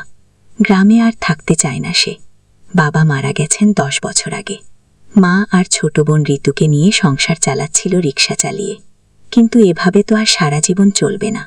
টিকিট কেটে সোহেল প্ল্যাটফর্মে এলো। ট্রেন ছাড়বে আর মাত্র ১৫ মিনিট পরে। সে একটা বেঞ্চে বসে পড়ল, ব্যাগটা বুকের কাছে চেপে ধরল। এই ব্যাগে আছে তার সব সম্পদ, কিছু কাপড়, একটা ছোট্ট ফটো ফ্রেমে বাবা মায়ের ছবি, আর কিছু টাকা। কোথায় যাচ্ছেন? পাশে বসা একজন বয়স্ক মানুষ জিজ্ঞেস করলেন। চট্টগ্রাম কাকা, চাকরি খুঁজতে যাচ্ছি। কি? সোহেল বিনয়ের সাথে উত্তর দিল। ভালো, তবে শহরে সাবধানে থাকবেন। শহর মানে অনেক সুযোগ, কিন্তু অনেক ফাতু আছে, খুব বয়স্ক লোকটা বললেন। সোহেল মাথা নাড়ল সে। জানে শহরের জীবন সহজ না, কিন্তু তার কোনো বিকল্প নেই। গ্রামে রিক্সা চালিয়ে মাসে ৩,৫০০ টাকা আয় হতো তার। তার মধ্যে সংসার চালাতে হতো, বোনের স্কুলের খরচ দিতে হতো, মায়ের ওষুধের খরচ দিতে হতো। কিছুই বাঁচত না। আর এই জীবন থেকে বেরোনোর একটাই পথ, শহরে গিয়ে ভালো কাজ খুঁজে নেওয়া। সোহেল মনে মনে ভাবল তার বাবার কথা। বাবা ছিলেন একজন স্কুল শিক্ষক, খুব সৎ মানুষ ছিলেন। সবসময় বলতেন, সোহেল, তুই লেখাপড়া শিখে বড় মানুষ হবে। আমাদের পরিবারে আর কেউ বড় চাকরি করেনি, তুই করবি। কিন্তু বাবা যখন মারা গেলেন, তখন সোহেল মাত্র এসএসসি পরীক্ষা দিয়েছে। ফলাফল ভালো হয়েছিল, জিপিএ অর্থচত। কিন্তু বাবার মৃত্যুর পর আর পড়া হলো না। পরিবারের দায়িত্ব নিতে হলো। ট্রেন ছাড়ল। সোহেল জানালার পাশে বসে বাইরে তাকালো। থানু ক্ষেত, নদী, ছোট ছোট গ্রাম, সব পেছনে ফেলে ট্রেন এগিয়ে চলল। সোহেলের মনে হল সে যেন তার পুরনো জীবনটাকেও পেছনে ফেলে আসছে। ট্রেনে একজন হকার এসে চা বিক্রি করছিল। সোহেল একটা চা কিনল, 10 টাকা। চা খেতে খেতে সে ভাবছিল, চট্টগ্রাম পৌঁছে কি হবে? করিম মামা তাকে সাহায্য করবেন তো? চাকরি পাওয়া যাবে তো? করিম মামা আসলে সোহেলের খুব দুঃসম্পর্কের মামা। সোহেলের দাদির বোনের ছেলে। অনেক বছর আগে গ্রাম ছেলে চট্টগ্রামে চলে গিয়েছিলেন। সেখানে একটা কনস্ট্রাকশন কোম্পানিতে কাজ করেন। বছরে 1-2 বার গ্রামে আসতেন।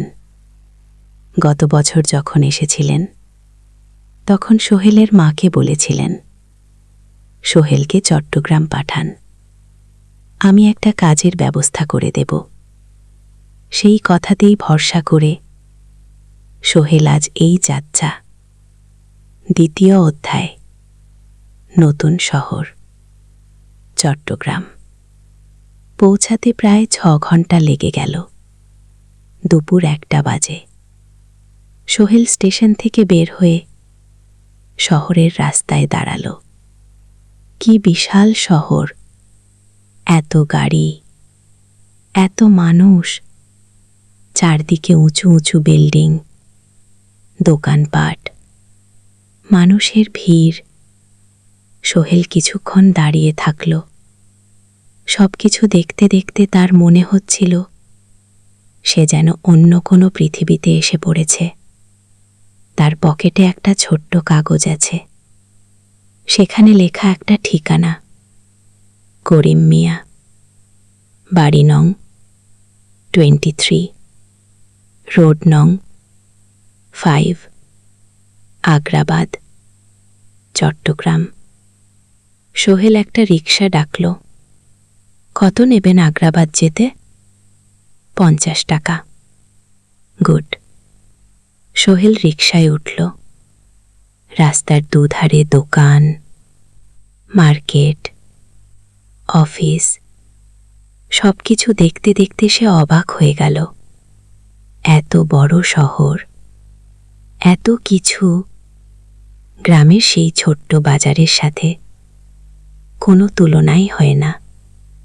প্রায় আধা ঘন্টা পর রিকশা একটা পুরনো বাড়ির সামনে থামল। 3 তলা বাড়ি, কিন্তু রং উঠে গেছে। সিঁড়ি দিয়ে উঠে 3য় তলায় করিম বাবার ফ্ল্যাটে নক করল। দরজা খুলল এক মধ্যবয়সী মহিলা। কে? আসসালামু আলাইকুম আবা, আমি সোহেল, নোয়াখালীর গ্রাম থেকে এসেছি। করিম মামা বাড়িতে আছেন?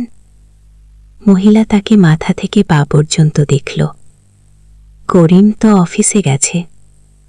তুমি কে? কোথা থেকে এসেছ? সোহেল সব খুলে বলল।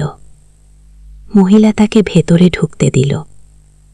বসো, করিম সন্ধ্যায় ফিরবে। ফ্ল্যাটটা ছোট, 2টো রুম, একটা ছোট্ট রান্নাঘর আর একটা বাথরুম। কিন্তু সোহেলের কাছে খুব সুন্দর লাগল। গ্রামের সেই টিনের ঘরের চেয়ে তো অনেক ভালো। মহিলা তার নাম জানালো, সালমা, করিম মামার স্ত্রী। তাদের 2টো ছেলে, একজন ক্লাস 8-এ পড়ে, আরেকজন ক্লাস 5-এ। খেয়েছ? সালমা আপা জিজ্ঞেস করল। না পাগো, অপেক্ষা করো, ভাত আছে, মাছ আছে, খাও। সোহেল প্রথমে রাজি হতে চাইল না, কিন্তু খুব খিদে পেয়েছিল। সকাল থেকে শুধু একটা চা আর বিস্কুট খেয়েছে। খাওয়া দাওয়ার পর সোহেল বসে রইল। সালমা আপা তাকে গল্প করতে লাগল। তোমার মা কেমন আছেন? তোমার বোন ভালো আছে? আপা, মার একটু গেটে বাত আছে, ওষুধ খাচ্ছেন। বোন স্কুলে পড়ে। তুমি কি করতে চাও? এখানে চাকরি খুঁজছে আপা, যে কোনো কাজ করব। বাসায় মা আর বোনকে টাকা পাঠাতে হবে। সালমা আপা মাথা নাড়ল। করিম তোমার জন্য কিছু একটা করবে, সে ভালো মানুষ। সারাদিন অপেক্ষা করো। সোহেল। সন্ধ্যা 6টায় করিম মামা ফিরলেন। 50-এর কাছাকাছি বয়স, কালো রঙের প্যান্ট শার্ট পরা, হাতে একটা ব্যাগ। আরে সোহেল, কবে এলে? করিম মামা খুশি হয়ে বললেন, আজ সকালে মামাকে। করিম মামা তাকে জড়িয়ে ধরলেন। অনেকদিন পর দেখলাম, কেমন আছিস? ভালো আছি মামাকে। ভালো করেছে শেষে। এখানে অনেক সুযোগ আছে তোর জন্য, একটা কাজের ব্যবস্থা করে দেব। তবে প্রথমে কয়েকদিন এখানে থাক, শহরটা একটু চিনে নে, তারপর কাজে যোগ দেবে। ও, সোহেলের মনে আশার আলো জ্বলল। সে ভাবল, হয়তো তার ভাগ্য এবার পাল্টাবে। 3য় অধ্যায়, প্রথম চাকরি। 1 সপ্তাহ পরে করিম মামা সোহেলকে তার কোম্পানিতে নিয়ে গেলেন। কোম্পানির নাম আলামিন কনস্ট্রাকশন। অফিসটা শহরের কেন্দ্রে 5 তলা একটা বিল্ডিংয়ের দোতলায়। মালিক আলী সাহেব, 50-এর কাছাকাছি বয়স, মোটা চেহারা, চোখে সোনার ফ্রেমের চশমা। বদলোক মানুষ, কিন্তু খুব কড়া। এই ছেলেটাকে কি কাজে লাগাবেন? আলী সাহেব করিম মামাকে জিজ্ঞেস করলেন। স্যার, ও আমার আত্মীয়, গ্রাম থেকে এসেছে, খুব পরিশ্রমী, যে কোনো কাজে লাগাতে পারেন। আলী সাহেব সোহেলের দিকে তাকালেন। তুমি কি পড়েছ? Sir, SSC pass, GPA 4.0। ভালো। কম্পিউটার চালাতে পারো? না স্যার, পারি না, কিন্তু শিখতে চাই। ও, আলী সাহেব একটু ভাবলেন। ঠিক আছে, তোমাকে অফিসের কাজে রাখব। ফাইল গোছানো, চা বানানো, কাগজপত্র নিয়ে যাওয়া। না, এসো মাসে 5,000 টাকা। রাজি আছো? জি স্যার। সোহেল খুশি হয়ে গেল। 5,000 টাকা। রিকশা চালিয়ে 3.5 পেত, এখানে 5,000। কাজ শুরু হলো পরদিন থেকে। সকাল 8টায় অফিসে যেতে হয়, ফিরতে হয় সন্ধ্যা 7টায়। প্রথম দিন সোহেল ঘুম থেকে উঠল ভোর 5টায়, তৈরি হয়ে 7:30টায় অফিসের উদ্দেশ্যে বেরোল। করিম মামার বাড়ি থেকে অফিস প্রায় 5 কিলোমিটার, বাসে যেতে হয়। অফিসে পৌঁছে সোহেল দেখল সেই প্রথম আলী সাহেব এখনও আসেননি। অফিস খোলা ছিল না। 8-10 মিনিট পর একজন লোক এসে অফিস খুলল। তুমি নতুন? জি, আমি সোহেল। ও, আমি জাহিদ, অ্যাসিস্ট্যান্ট ম্যানেজার। এসো। জাহিদ ভাই সোহেলকে সবকিছু দেখালেন। অফিসে মোট 6 জন কর্মচারী, 2 জন ইঞ্জিনিয়ার, 1 জন অ্যাকাউন্টেন্ট, 1 জন অ্যাসিস্ট্যান্ট ম্যানেজার, জাহিদ ভাই, 1 জন রিসেপশনিস্ট, আর এখন সোহেল। সোহেলের কাজ শুরু হলো চা বানানো দিয়ে। তারপর অফিস পরিষ্কার করা, ফাইল গোছানো, কাগজপত্র এক জায়গা থেকে আরেক জায়গায় নিয়ে যাওয়া। কাজ কঠিন না, কিন্তু সারাদিন দৌড়ঝাঁপ করতে হয়। দুপুরে খাবারের জন্য আধা ঘন্টা বিরতি। সোহেল একটা ছোট হোটেলে গিয়ে ভাত, ডাল, তরকারি খেল। 50 টাকা। সন্ধ্যায় অফিস বন্ধ হলো। সোহেল ক্লান্ত হয়ে বাসায় ফিরল। কেমন লাগলো প্রথম দিন? করিম মামা জিজ্ঞেস করলেন। ভালো মামা, অনেক কিছু শিখলাম গো। প্রথম মাসের শেষে সোহেল বেতন পেল 5,000 টাকা। সে 3,000 টাকা মাকে পাঠালো। মা ফোনে কাঁদতে লাগলেন। আল্লাহ তোকে ভালো রাখুক সোহেল। সোহেলের চোখেও জল এলো। তার মনে হলো সে একটা বড় কাজ করতে পেরেছে। চতুর্থ অধ্যায়, শহরের জীবন। 3 মাস কেটে গেল। সোহেল এখন শহরের সাথে মিশে গেছে। প্রতিদিন অফিসে যাওয়া আসার পথে সে দেখে হাজারো মানুষের জীবন, কেউ সফল, কেউ ব্যর্থ, কিন্তু সবাই চলছে নিজের পথে। সোহেল অফিসের কাজের পাশাপাশি কম্পিউটার শেখার চেষ্টা করছে। অফিসে একটা কম্পিউটার আছে। যখন কেউ ব্যবহার করে না তখন সোহেল একটু একটু শেখার চেষ্টা করে। জাহিদ ভাই তাকে সাহায্য করেন। সোহেল, তুমি যদি কম্পিউটার ভালোভাবে শিখতে পারো তাহলে তোমার ভবিষ্যৎ উজ্জ্বল। ওই জাহিদ ভাই একদিন বললেন, কিভাবে শিখব ভাই? ট্রেনিং সেন্টারে যাও, সন্ধ্যায় ক্লাস আছে, মাসে 2,000 টাকা লাগবে। কি সোহেল ভাবল, 2,000 টাকা অনেক, কিন্তু এটা বিনিয়োগ, ভবিষ্যতের জন্য। সে একটা ট্রেনিং সেন্টারে ভর্তি হল। সপ্তাহে 3 দিন সন্ধ্যা 7:30 থেকে রাত 9টা পর্যন্ত ক্লাস। কম্পিউটারের basic, MS Word, Excel, PowerPoint, internet ব্যবহার। একদিন অফিস থেকে ফেরার সময় সোহেল একটা দোকানে চা খেতে গেল। দোকানের পাশেই একটা ছোট্ট মুদি দোকান। সেখানে একটা মেয়ে বসে আছে। বয়স হবে 20-এর কাছাকাছি। সাদা সিধে চেহারা, সাদা শাড়ি পরা, কিন্তু চোখে এক ধরনের দৃঢ়তা। ভাইজান, এক প্যাকেট বিস্কুট দেন। কি সোহেল বলল। মেয়েটা বিস্কুট দিল, 20 টাকা। সোহেল টাকা দিয়ে যাচ্ছিল। হঠাৎ মেয়েটা বলল, আপনি নতুন এসেছেন এই এলাকায়, তাই না? হ্যাঁ, 3 মাস হলো। কিভাবে বুঝলেন? আপনার চেহারা দেখেই বোঝা যায়, এখনও গ্রামের ছোঁয়া আছে। আর আপনি প্রতিদিন এই পথ দিয়ে যান, দেখেছি। কি মেয়েটা হাসল। সোহেলও হেসে ফেলল। আপনি খুব পর্যবেক্ষক মনে হচ্ছে গিয়ে। জীবনে অনেক কিছু দেখেছি, তাই মানুষকে চিনতে শিখেছি। আপনার নাম? মিনা। এই দোকান আমার বাবার। উনি অসুস্থ, তাই আমি দেখছি। সেদিন থেকে সোহেল প্রায় সেই দোকানে যেতে শুরু করল। মিনার সাথে গল্প করত। ধীরে ধীরে তাদের মধ্যে একটা বন্ধুত্ব তৈরি হলো। মিনাও তার জীবনের গল্প বলল। মিনার মা মারা গেছেন যখন সে মাত্র 7 বছরের। বাবা আব্দুল হামিদ একা হাতে মিনাকে বট করেছেন। মুদি দোকান দিয়ে সংসার চালান। মিনা কলেজে পড়ে, অনার্স 2nd ইয়ার। সকালে কলেজে যায়, দুপুরে ফিরে এসে দোকান সামলায়। বাবার হার্টের সমস্যা আছে, তাই ভারী কাজ করতে পারেন না। তোমার স্বপ্ন কি? একদিন সোহেল জিজ্ঞেস করল। গ্র্যাজুয়েশন শেষ করে একটা ভালো চাকরি করব, তারপর বাবাকে ভালো চিকিৎসা করাবো। তুমি? আমিও চাকরি করে পরিবারকে ভালোভাবে দেখভাল করতে চাই। মা আর বোনকে নিয়ে শহরে আনব। একদিন দুজনেই নিজেদের স্বপ্নের কথা বলতে গিয়ে বুঝে তাদের স্বপ্ন অনেকটা একই রকম। 5ম অধ্যায়, বিপদ। 6 মাস কেটে গেল। সোহেল এখন আলী সাহেবের খুব প্রিয় কর্মচারী। সে শুধু চা বিস্কুট দেওয়ার কাজই করে না, এখন কম্পিউটারেও কিছু কাজ শিখেছে। ছোটখাট টাইপিং, ডেটা এন্ট্রি এসব করতে পারে। আলী সাহেব খুশি হয়ে তার বেতন বাড়িয়ে 8,000 টাকা করে দিয়েছেন। একদিন রাতে সোহেল অফিস থেকে ফিরছিল। সেদিন একটু দেরি হয়ে গেছে। রাত প্রায় 9টা। সাধারণত সোহেল সন্ধ্যা 7:30টায় ফিরে, কিন্তু সেদিন অফিসে একটা জরুরি কাজ ছিল। বাস থেকে নেমে সোহেল বাড়ির দিকে হাঁটছিল। হঠাৎ একটা অন্ধকার গলিতে 3 জন লোক তাকে ঘিরে ধরল। তাদের চেহারা দেখেই বোঝা যাচ্ছিল ভালো উদ্দেশ্য নিয়ে আসেনি। টাকা দে, তাড়াতাড়ি, একজন বলল। তার হাতে একটা ছুরি। সোহেল ভয় পেয়ে গেল। ভাই, আমার কাছে খুব কম টাকা আছে। যা আছে দে, তাড়াতাড়ি করো। সোহেল কাঁপতে কাঁপতে তার পকেট থেকে 5 টাকা বের করে দিল। এই টাকা দিয়ে সে বাজার করবে ভেবেছিল, কিন্তু ছিনতাইকারীরা সন্তুষ্ট হল না। শুধু 5 টাকা, তোর ব্যাগে কি আছে? তারা সোহেলের ব্যাগ কেটে নিল।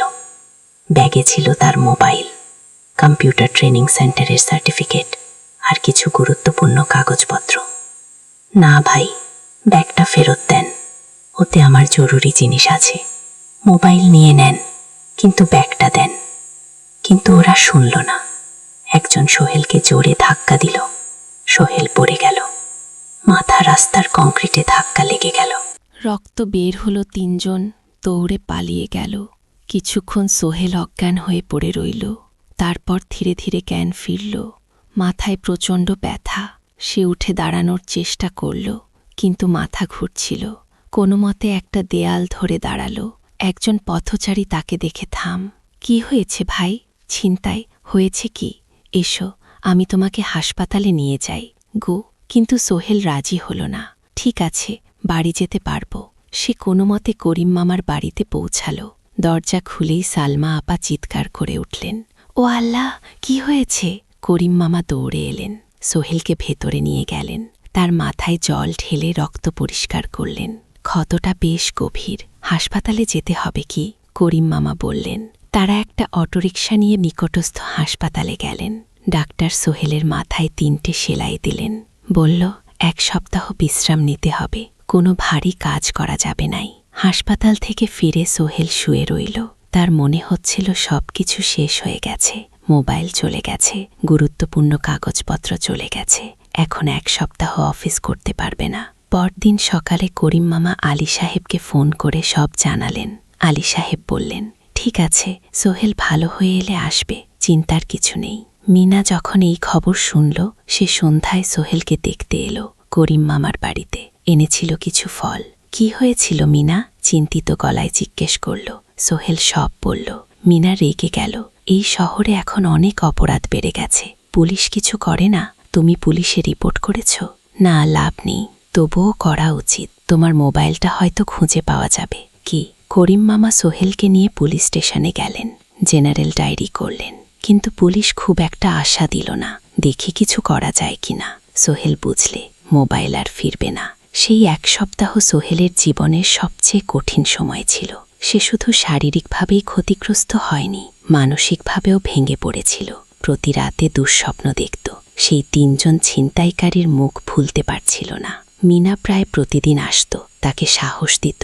তুমি হাল ছেড়ো না সোহেল, জীবনে এরকম খারাপ সময় আসে, কিন্তু এটা কাটিয়ে ওঠাই হলো আসল বীরত্ব। সোহেলের মা গ্রাম থেকে ফোন করতেন করিম মামার মোবাইল থেকে। তুই ভালো আছিস তো? সোহেল মাকে সব সত্যি বলেনি, শুধু বলেছে, হ্যাঁ মা, ভালো আছি, একটু জ্বর হয়েছিল, এখন ভালো। 1 সপ্তাহ পর সোহেল আবার অফিসে গেল। আলী সাহেব তাকে দেখে খুশি হলেন। কেমন আছো? ভালো আছি স্যার। ঠিক আছে, তবে প্রথম কয়েকদিন হালকা কাজ করবে। সোহেল আবার কাজে মন দিল, কিন্তু একটা জিনিস তাকে খুব কষ্ট দিচ্ছিল। তার মোবাইল নেই, মায়ের সাথে কথা বলতে পারছে না। নিয়মিত করিম মামার মোবাইল চাইতে সংকোচ লাগে। একদিন জাহিদ ভাই তাকে ডাকলেন। সোহেল, আমার একটা পুরনো মোবাইল আছে, তুমি ব্যবহার করো না? না ভাই, আমি। নাও, আমার কাজে লাগছে না, তুমি রাখো। সোহেল কৃতজ্ঞতায় প্রায় কেঁদে ফেলল। ধন্যবাদ ভাই। মোবাইল পেয়ে সোহেল প্রথমেই মাকে ফোন করল। মা খুব খুশি হলেন। এতদিন ফোন করিসনি কেন? মা, মোবাইলটা নষ্ট হয়ে গিয়েছিল, নতুন নিয়েছি। মায়ের গলায় স্বস্তি ফুটে উঠল। 6ষ্ঠ অধ্যায়, নতুন সুযোগ। আরও 3 মাস কেটে গেল। সোহেল পুরোপুরি সুস্থ হয়ে গেছে। তার জীবন আবার স্বাভাবিক হয়ে এসেছে। সে এখন কম্পিউটার ট্রেনিং শেষ করেছে, সার্টিফিকেট পেয়েছে। কিন্তু একটা ঘটনা তার জীবনে বড় পরিবর্তন নিয়ে এলো। একদিন সকালে আলী সাহেব তাকে ডাকলেন। সোহেল, বসো। সোহেল বসো। মনে একটু ভয় লাগছিল। আলী সাহেবকে তাকে বকবেন। সোহেল, তুমি তো এখন কম্পিউটার চালাতে পারো? জি স্যার, একটু একটু শিখেছি। গুড, ভালো। আমি তোমার কাজ দেখছি, তুমি খুব পরিশ্রমী। আরশাদ, আমাদের কোম্পানিতে এরকম মানুষের দরকার গো। সোহেল কিছু বুঝতে পারছিল না। আমি তোমাকে একটা সুযোগ দিতে চাই। আমাদের কোম্পানি একটা ট্রেনিং প্রোগ্রাম চালু করছে নতুন কর্মচারীদের জন্য। 6 মাসের কোর্স। কম্পিউটার অ্যাকাউন্টিং, ভবন নির্মাণের হিসাব নিকাশ, প্রজেক্ট ম্যানেজমেন্ট সব শিখবে। কোম্পানি সব খরচ দেবে। ট্রেনিংয়ের সময় তোমার বেতনও চলবে। রাজি আছো? সোহেল বিশ্বাস করতে পারছিল না। স্যার সত্যি আমাকে এত বড় সুযোগ দিচ্ছেন? হ্যাঁ, তুমি ভালো ছেলে, পরিশ্রমী। আমি তোমাকে এগিয়ে দিতে চাই। ভবিষ্যতে তুমি এই কোম্পানির একজন গুরুত্বপূর্ণ কর্মচারী হবে। সোহেল কৃতজ্ঞতায় প্রায় কেঁদে ফেলল। ধন্যবাদ স্যার, আমি কঠোর পরিশ্রম করব। আমি জানি গো। সেদিন সন্ধ্যায় সোহেল মিনার দোকানে গেল। মিনাকে খবরটা দিল। মিনা খুব খুশি হল। তার চোখে জল এসে গেল। তুমি পারবে সোহেল, আমি জানি গো। সোহেল তার মা আর বোনকেও ফোন করে খবরটা দিল। মা কাঁদতে লাগলেন। তোর বাবা বেঁচে থাকলে কত খুশি হতো। ট্রেনিং শুরু হলো পরের মাস থেকে। প্রতিদিন সকালে 3 ঘন্টা ক্লাস, তারপর বাকি সময় অফিসের কাজ।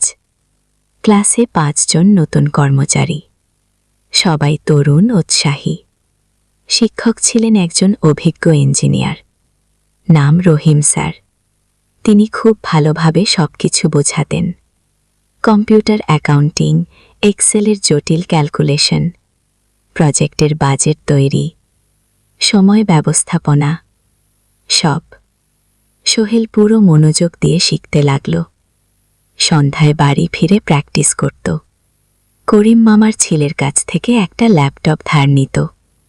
কখনো কখনো 6 মাস পরে ট্রেনিং শেষ হল, সবাই সার্টিফিকেট পেল। আলী সাহেব একটা অনুষ্ঠান করলেন। সোহেল সেরা পারফর্মার হিসেবে একটা বিশেষ পুরস্কার পেল, 5,000 টাকা বোনাস। আলী সাহেব ঘোষণা করলেন, সোহেল, আজ থেকে তুমি আমাদের জুনিয়র অ্যাকাউন্ট অ্যাসিস্ট্যান্ট। তোমার বেতন 15,000 টাকা গো। সোহেল অবাক হয়ে গেল। 8,000 থেকে 15,000, প্রায় দ্বিগুণ। সেদিন রাতে সোহেল ঘুমাতেই পারল না, খুশিতে উত্তেজনায়। তার চোখে ঘুম নেই। সে ভাবল তার জীবন কিভাবে বদলে যাচ্ছে। 2 বছর আগে যে রিক্সা চালাক, আজ সে একটা নামকরা কোম্পানির অ্যাকাউন্ট অ্যাসিস্ট্যান্ট। 7ম অধ্যায়, প্রেম ও প্রস্তাব। 1.5 বছর হয়ে গেল সোহেলের চট্টগ্রাম আসার। সে এখন একজন সফল যুবক। তার মা গ্রামে খুব খুশি। প্রতি মাসে সোহেল 10,000 টাকা পাঠায়। ছোট বোন ঋতু এখন কলেজে ভর্তি হয়েছে। সোহেলের পাঠানো টাকায় মায়ের চিকিৎসাও ভালোভাবে হচ্ছে। মিনার সাথে সোহেলের সম্পর্ক এখন আর শুধু বন্ধুত্ব নয়, দুজন দুজনকে ভালোবাসে। কিন্তু কেউ কাউকে সরাসরি বলার সাহস পায়নি। প্রতিদিন দেখা হয়, গল্প হয়, কিন্তু সেই একটা কথা বলা হয়ে ওঠে না। একদিন শুক্রবার, ছুটির দিন, সোহেল মিনাকে বলল, আজকে একটু ঘুরতে যাবে? কোথায়? পতেঙ্গা বিচ। তুমি কি কখনো গেছো? না, কিন্তু আমার দোকান গো। শুক্রবার, তোমার বাবা সামলাবে। মিনা রাজি হয়ে গেল। দুপুরে দুজনে বাস নিয়ে পতেঙ্গা গেল। সমুদ্র দেখে মিনা অবাক হয়ে গেল। কি সুন্দর! দুজনে বালিতে বসল। ঢেউয়ের শব্দ শুনতে শুনতে গল্প করছিল। হঠাৎ সোহেল বলল, মিনা, তোমার সাথে কিছু বলার ছিল। বলো। সোহেল একটা লম্বা শ্বাস নিল। তুমি জানো, আমি তোমাকে ভালোবাসি। মিনা হাসল। তার চোখ ভিজে গেল।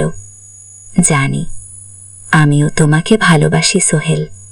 সোহেল অবাক হয়ে গেল। সত্যি? হ্যাঁ, অনেক দিন ধরেই জানি। তুমি আমার জীবনে এসে সবকিছু বদলে দিয়েছ। তোমার সাথে থাকলে আমার মনে হয় আমি যে কোনো কিছু করতে পারবো গো। দুজনে কিছুক্ষণ চুপ করে বসে রইল।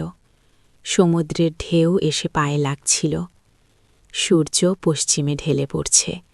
আকাশ লাল কমলা হয়ে গেছে। কিন্তু আমার বাবার সাথে কথা বলতে হবে। মিনা বলল, আমি তৈরি, যখন বলবে তখন বলবো। পরের সপ্তাহে সোহেল মিনার বাবার সাথে কথা বলল। আব্দুল হামিদ সাহেব প্রথমে একটু দ্বিধা করলেন। তুমি কোন পরিবারের ছেলে? তোমার বাবা কি করতেন? সোহেল সব সত্যি বলল। তার বাবা ছিলেন স্কুল শিক্ষক, মারা গেছেন 10 বছর আগে। মা গ্রামে থাকেন, ছোট বোন কলেজে পড়ে। তুমি নিজে কি করো? আমি আলামিন কনস্ট্রাকশন কোম্পানিতে জুনিয়র অ্যাকাউন্ট অ্যাসিস্ট্যান্ট, মাসে 15,000 টাকা বেতন। ও, আব্দুল হামিদ সাহেব ভাবলেন, তারপর বললেন, দেখো, মিনা আমার একমাত্র সন্তান। তার মা নেই, আমি একা তাকে বড় করেছি। আমি চাই মিনা একজন ভালো ছেলের সাথে বিয়ে হোক।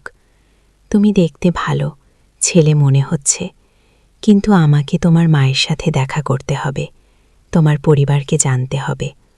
জি জি আঙ্কেল, আমি ব্যবস্থা করছি গো। সোহেল খুশিতে আটখানা। সে সেদিন রাতেই তার মাকে ফোন করল, মাকে সব বলল। মা প্রথমে অবাক হলেন, তারপর খুশি হলেন। মিনা মা, মেয়েটা কেমন? খুব ভালো মা, তুমি দেখলে পছন্দ করবে। ঠিক আছে, আমি আর ঋতু ভাসছি চট্টগ্রাম।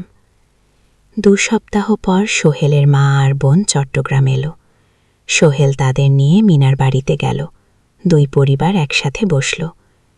মিনার বাবা সোহেলের মাকে দেখে খুশি হলেন। সোহেলের মা সহজ সরল ভদ্রমহিলা।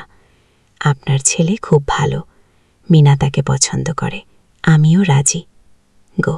আব্দুল হামিদ সাহেব বললেন, আমার সোহেল সৎ ছেলে, মিনাকে খুব ভালোবাসে, আমি জানি ও মিনাকে সুখে রাখবে। গো। সোহেলের মা বললেন, বিয়ের তারিখ ঠিক হল। 3 মাস পর। এই 3 মাসে সোহেল যথেষ্ট টাকা জমাবে, বিয়ে হবে সাদামাটা কিন্তু সুন্দর। 8ম অধ্যায়, নতুন পথ।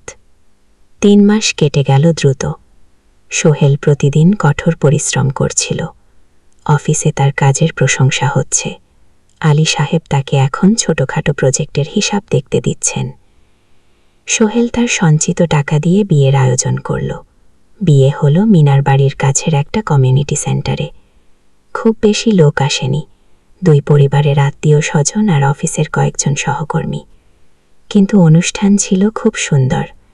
সোহেল যখন মিনাকে বিয়ের পোশাকে দেখল, তার মনে হলো পৃথিবীর সবচেয়ে সুন্দর মেয়ে সে। লাল শাড়ি পরা, মুখে হালকা মেকআপ, কিন্তু তার স্বাভাবিক সৌন্দর্য ছিল আসল। বিয়ের পর সোহেল একটা ছোট্ট ফ্ল্যাট ভাড়া নিল, 2 রুমের ফ্ল্যাট, মাসে ভাড়া 5,000 টাকা। মিনা এখনও তার পড়াশোনা চালিয়ে যাচ্ছে, আরও 1 বছর বাকি গ্র্যাজুয়েশন শেষ হতে। সোহেলের মা আর বোন গ্রামে ফিরে গেল। মা বলে গেলেন, সোহেল, মিনাকে ভালো রাখিস, মেয়েরা অনেক ত্যাগ করে সংসার করতে। গো। জানি মা। নতুন জীবন শুরু হলো। সোহেল সকালে অফিসে যায়, সন্ধ্যায় ফেরে। মিনা সকালে কলেজে যায়, দুপুরে ফিরে রান্না করে, ঘর গোছায়। সন্ধ্যায় দুজনে একসাথে বসে পড়াশোনা করে, গল্প করে, টিভি দেখে। জীবন সুন্দর ছিল, কিন্তু চ্যালেঞ্জও ছিল। মাসিক খরচ, ভাড়া 5,000, বাজার 3,000, বিদ্যুৎ গ্যাস 1,000, মায়ের জন্য 5,000, মিনার কলেজের খরচ 1,200। মোট প্রায় 14,000 টাকা বাঁচাতো, মাত্র 1,000 খানিক। কিন্তু সোহেল হাল ছাড়ল না। শেষ সন্ধ্যায় একটা কম্পিউটার ট্রেনিং সেন্টারে পার্ট টাইম পড়ানো শুরু করল। সপ্তাহে 3 দিন 2 ঘন্টা করে। এতে মাসে আরও 3,000 টাকা আসতে লাগল।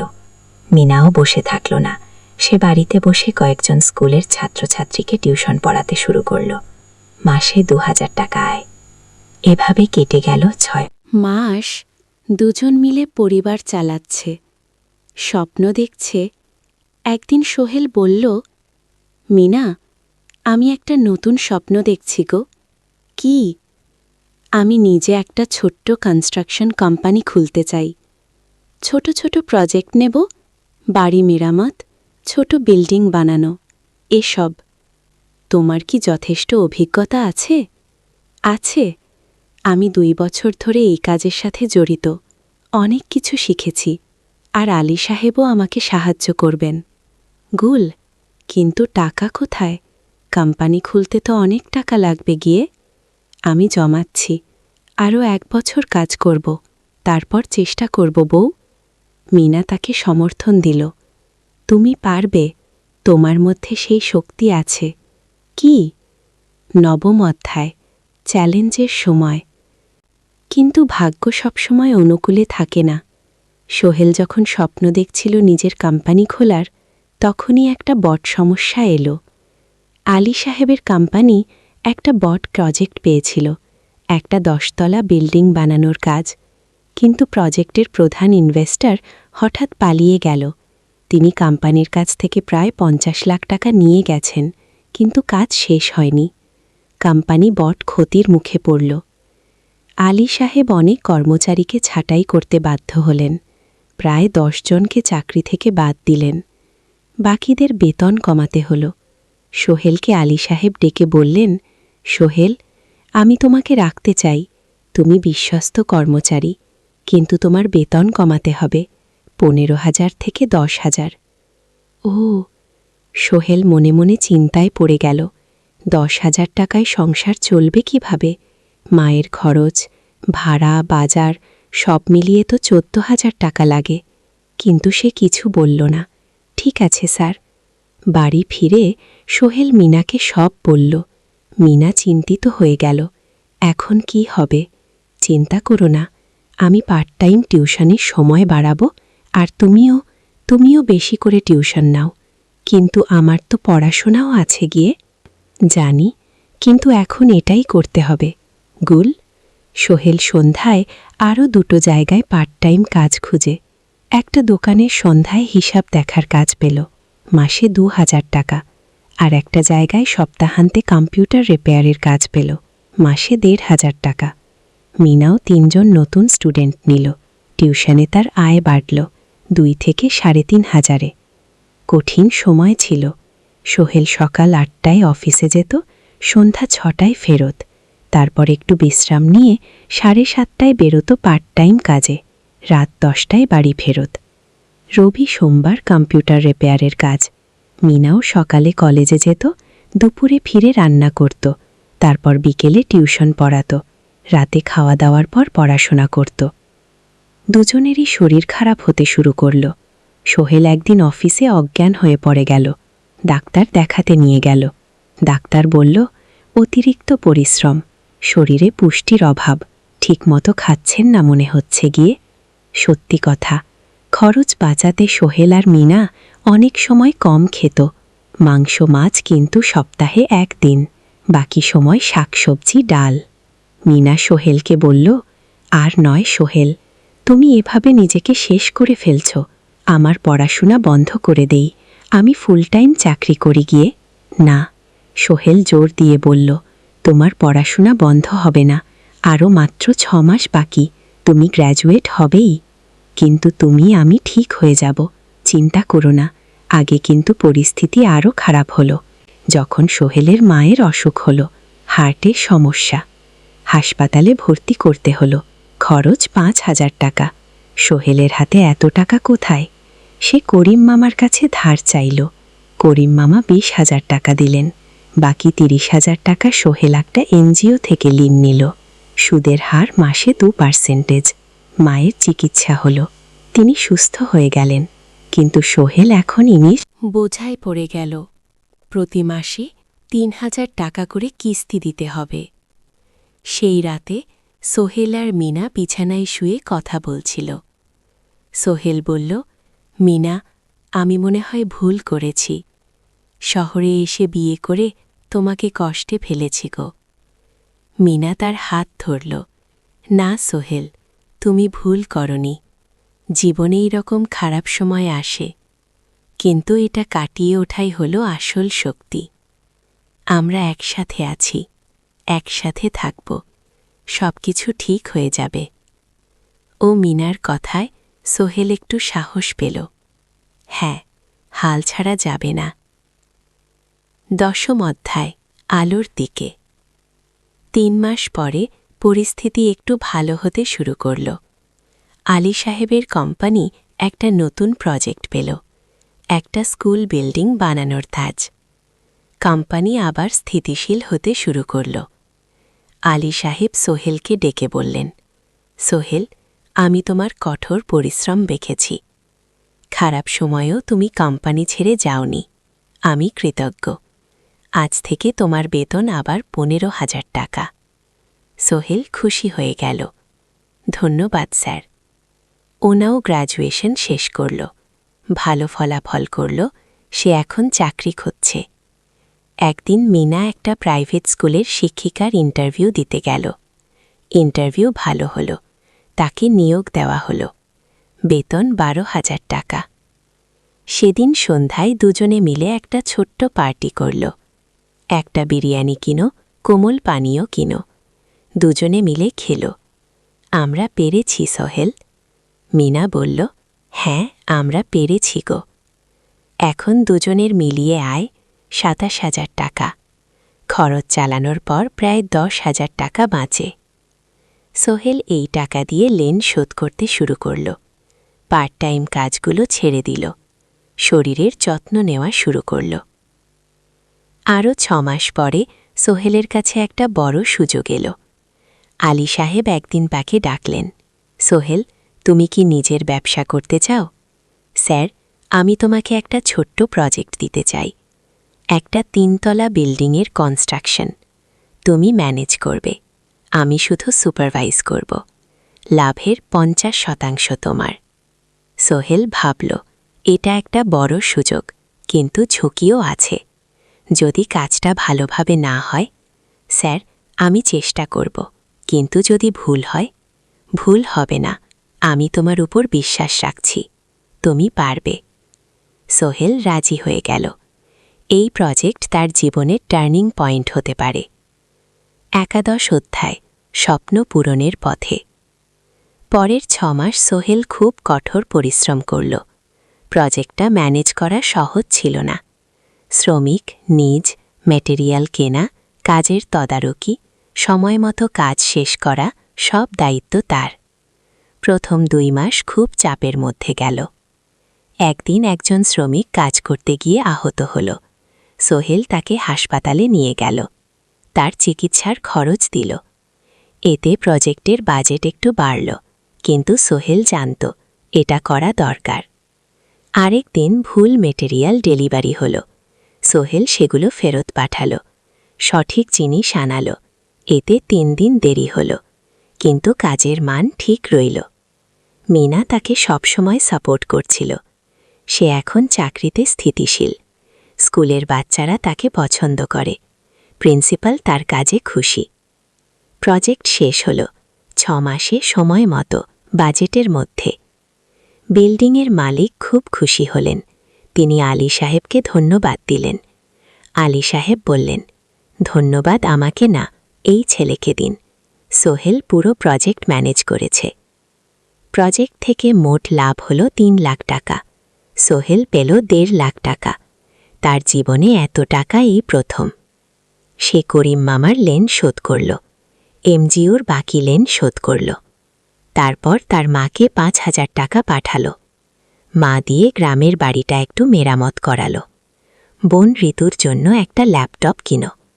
বাকি টাকা দিয়ে সোহেল একটা ব্যাংক অ্যাকাউন্টে জমা রাখল, ভবিষ্যতের জন্য। আলী সাহেব সোহেলকে আরও 2টো প্রজেক্ট দিলেন। এবার একটু পর সোহেল আত্মবিশ্বাসের সাথে সেগুলো শেষ করল। 2 বছর পরে সোহেল সিদ্ধান্ত নিল এবার নিজের কোম্পানি খোলার সময় এসেছে। 12 অধ্যায়, নতুন শুরু। সোহেল তার সব জমানো টাকা দিয়ে একটা ছোট্ট অফিস ভাড়া নিল। 2 রুমের অফিস। একটা রুমে কাজের জায়গা, আরেকটাই ছোট্ট মিটিং রুম। অফিসের সামনে একটা বোর্ড লাগালো সোহেল, সোহেল কনস্ট্রাকশন অ্যান্ড ডেভেলপমেন্টে। মিনা তাকে সাহায্য করছিল। সে অফিসের অ্যাকাউন্টস দেখত। সন্ধ্যায় স্কুল থেকে ফিরে দুজন মিলে একটা টিম। প্রথমে ছোট ছোট কাজ নিল, বাড়ি মেরামত, দোকান সংস্কার, ছোট বিল্ডিং কনস্ট্রাকশন। কাজের মান ভালো রাখার চেষ্টা করল, সময় মতো শেষ করল, দাম ন্যায্য রাখল। ধীরে ধীরে সোহেলের সুনাম ছড়িয়ে পড়ল। মানুষ তাকে বিশ্বাস করত। তার কাছে নতুন নতুন কাজ আসতে লাগল। প্রথম বছর খুব কষ্ট হল, কখনো লাভ হতো, কখনো লস। কিন্তু সোহেল থেমে থাকল না। সে শিখতে লাগল ব্যবসা কিভাবে চালাতে হয়। দ্বিতীয় বছরের পরিস্থিতি ভালো হল। সোহেল এখন 3 জন স্থায়ী কর্মচারী নিয়োগ দিল। একজন ইঞ্জিনিয়ার, একজন সুপারভাইজার, একজন অফিস সহায়ক। তৃতীয় বছরে একটা বড় প্রজেক্ট, একটা স্কুল বিল্ডিং বানানোর কাজ, 5 তলা বিল্ডিং। সোহেল পুরো মনোযোগ দিয়ে কাজটা করল। শ্রমিকদের ভালো বেতন দিল, ভালো মেটেরিয়াল ব্যবহার করল, সময়মতো কাজ শেষ করল। স্কুল কর্তৃপক্ষ খুব খুশি হল। তারা সোহেলের কাজের প্রশংসা করল। এই প্রজেক্ট থেকে সোহেল প্রায় 5 লাখ টাকা লাভ করল। এই টাকা দিয়ে সে আরও ভালো একটা অফিস নিল, আরও কর্মচারী নিয়োগ দিল। এখন তার কোম্পানিতে 10 জন স্থায়ী কর্মচারী। প্রজেক্ট অনুযায়ী আরও শ্রমিক নিয়োগ দেওয়া হয়। ত্রয়োদশ অধ্যায়, পরিবার। এদিকে সোহেল আর মিনার সংসারেও খুশির খবর এলো। মিনা গর্ভবতী। 9 মাস পর তাদের একটা মেয়ে হল। নাম রাখো সারা। সারা যখন জন্মালো, সোহেলের মা আর বোন চট্টগ্রামে এলো। মা 1 মাস থেকে গেলেন। মিনাকে সাহায্য করলেন। সোহেল এখন একটা বট ফ্ল্যাট ভাড়া নিয়েছে, 3 রুমের ফ্ল্যাট। একটা রুমে সোহেল, মিনা, একটাই সারা, আর একটাই অতিথি রুম। মায়ের জন্য সোহেল সিদ্ধান্ত নিল তাকে চট্টগ্রামে নিয়ে আসবে। গ্রামে একা থাকা ঠিক না, কিন্তু মা রাজি হলেন না। বাবা, আমি গ্রামেই থাকব, এখানে আমার পরিচিত মানুষ আছে, তোর বোনকে নিয়ে যা, ও ঢাকায় পড়ছে, চট্টগ্রামে এনে ভালো কোথাও ভর্তি করিয়ে দে। সোহেল তাই করল, ঋতুকে চট্টগ্রাম বিশ্ববিদ্যালয়ে ভর্তি করিয়ে দিল। ঋতু এখন সোহেলের ফ্ল্যাটে থাকে, বিশ্ববিদ্যালয়ে পড়ে। সোহেলের মনে হলো তার জীবন এখন পরিপূর্ণ। স্ত্রী, মেয়ে, বোন সবাই তার কাছে। ব্যবসা ভালো চলছে, মা গ্রামে সুখে আছেন। 4র্থ অধ্যায়, সফলতা। শীঘ্রে 5 বছর কেটে গেল। সোহেল এখন একজন সফল উদ্যোক্তা। তার কোম্পানি সোহেল কনস্ট্রাকশন অ্যান্ড ডেভেলপমেন্টই এখন চট্টগ্রামে বেশ পরিচিত। প্রায় 30 জন কর্মচারী তার অধীনে কাজ করে। সোহেল এখন শুধু ছোট প্রজেক্ট করে না, বড় বড় প্রজেক্টও করে। একটা 8 তলা বিজনেস কমপ্লেক্স বানানোর কাজ পেয়েছে, একটা হাসপাতাল বিল্ডিং বানাচ্ছে। মিনা এখনও স্কুলে পড়ায়, সে এখন ভাইস প্রিন্সিপাল। সাথে সোহেলের কোম্পানির অ্যাকাউন্টস ম্যানেজার। দুজন মিলে ব্যবসা চালায়। সারা এখন 4 বছরের, স্কুলে ভর্তি হয়েছে। খুব চালাক মেয়ে। ঋতু বিশ্ববিদ্যালয় থেকে গ্র্যাজুয়েট হয়ে একটা ব্যাংকে চাকরি পেয়েছে। একদিন আলী সাহেব